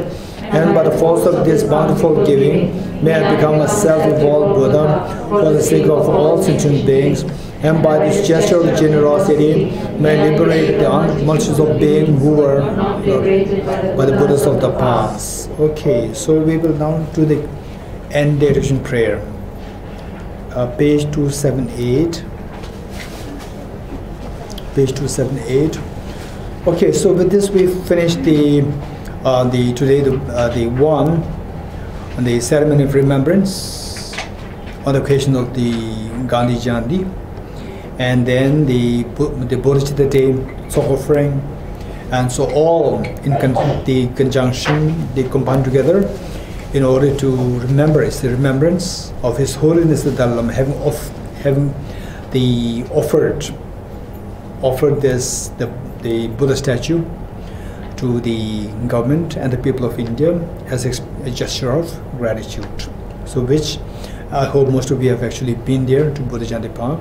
So this is the Buddha statue. It's incredibly great, blessed by His Holiness. So it can potentially become a great the historic, and then later on, after like 100 years, 200 years, His Holiness the Dalai Lama, of course, will be remembered so fondly, and one of the greatest, say, the pioneers, one of the greatest ambassadors of peace, universal ethics, and so forth.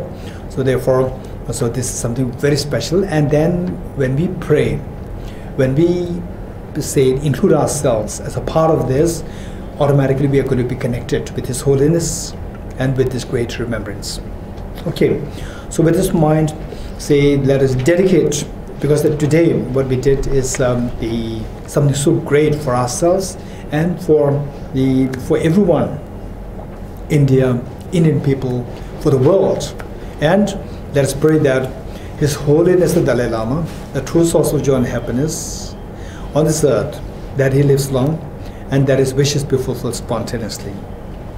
And let us also pray that everyone will eventually be connected with the teaching, the practice, and the meditation on the wisdom of emptiness, the wisdom to see the reality as it is, and this unconditional love of Bodhicitta for all beings, and because of which the two demons will be eradicated fully, and that everyone experiences the bounties of happiness eternally.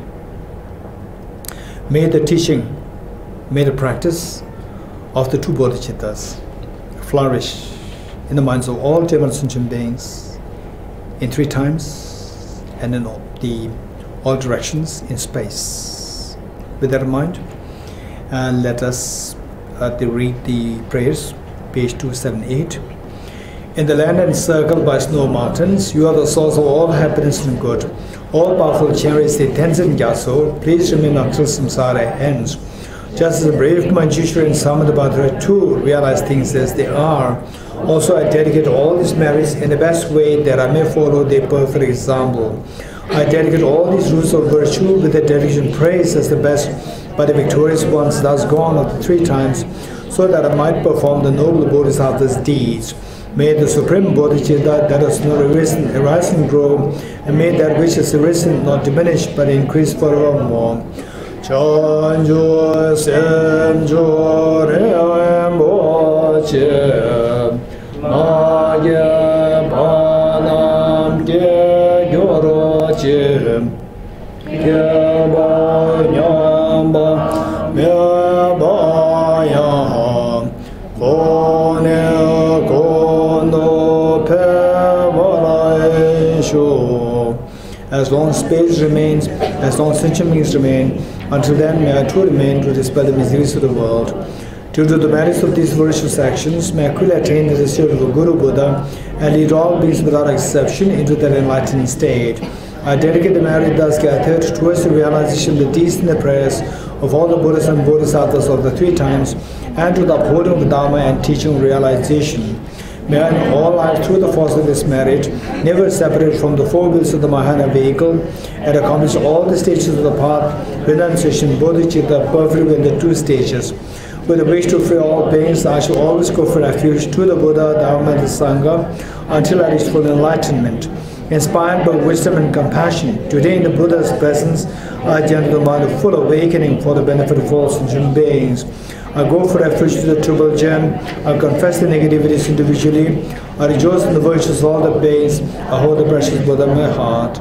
The path of union of emptiness and compassion is loosely explained by the protector of both the Dharma and the beings in the stool land.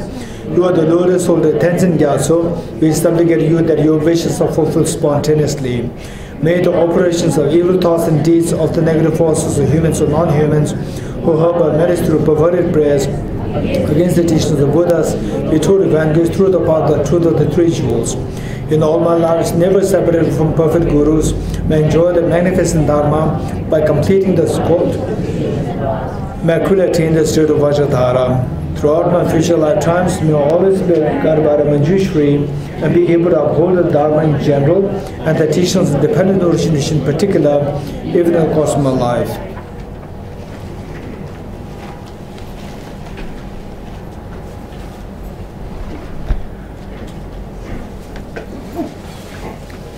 Okay, so have a nice afternoon and nice evening.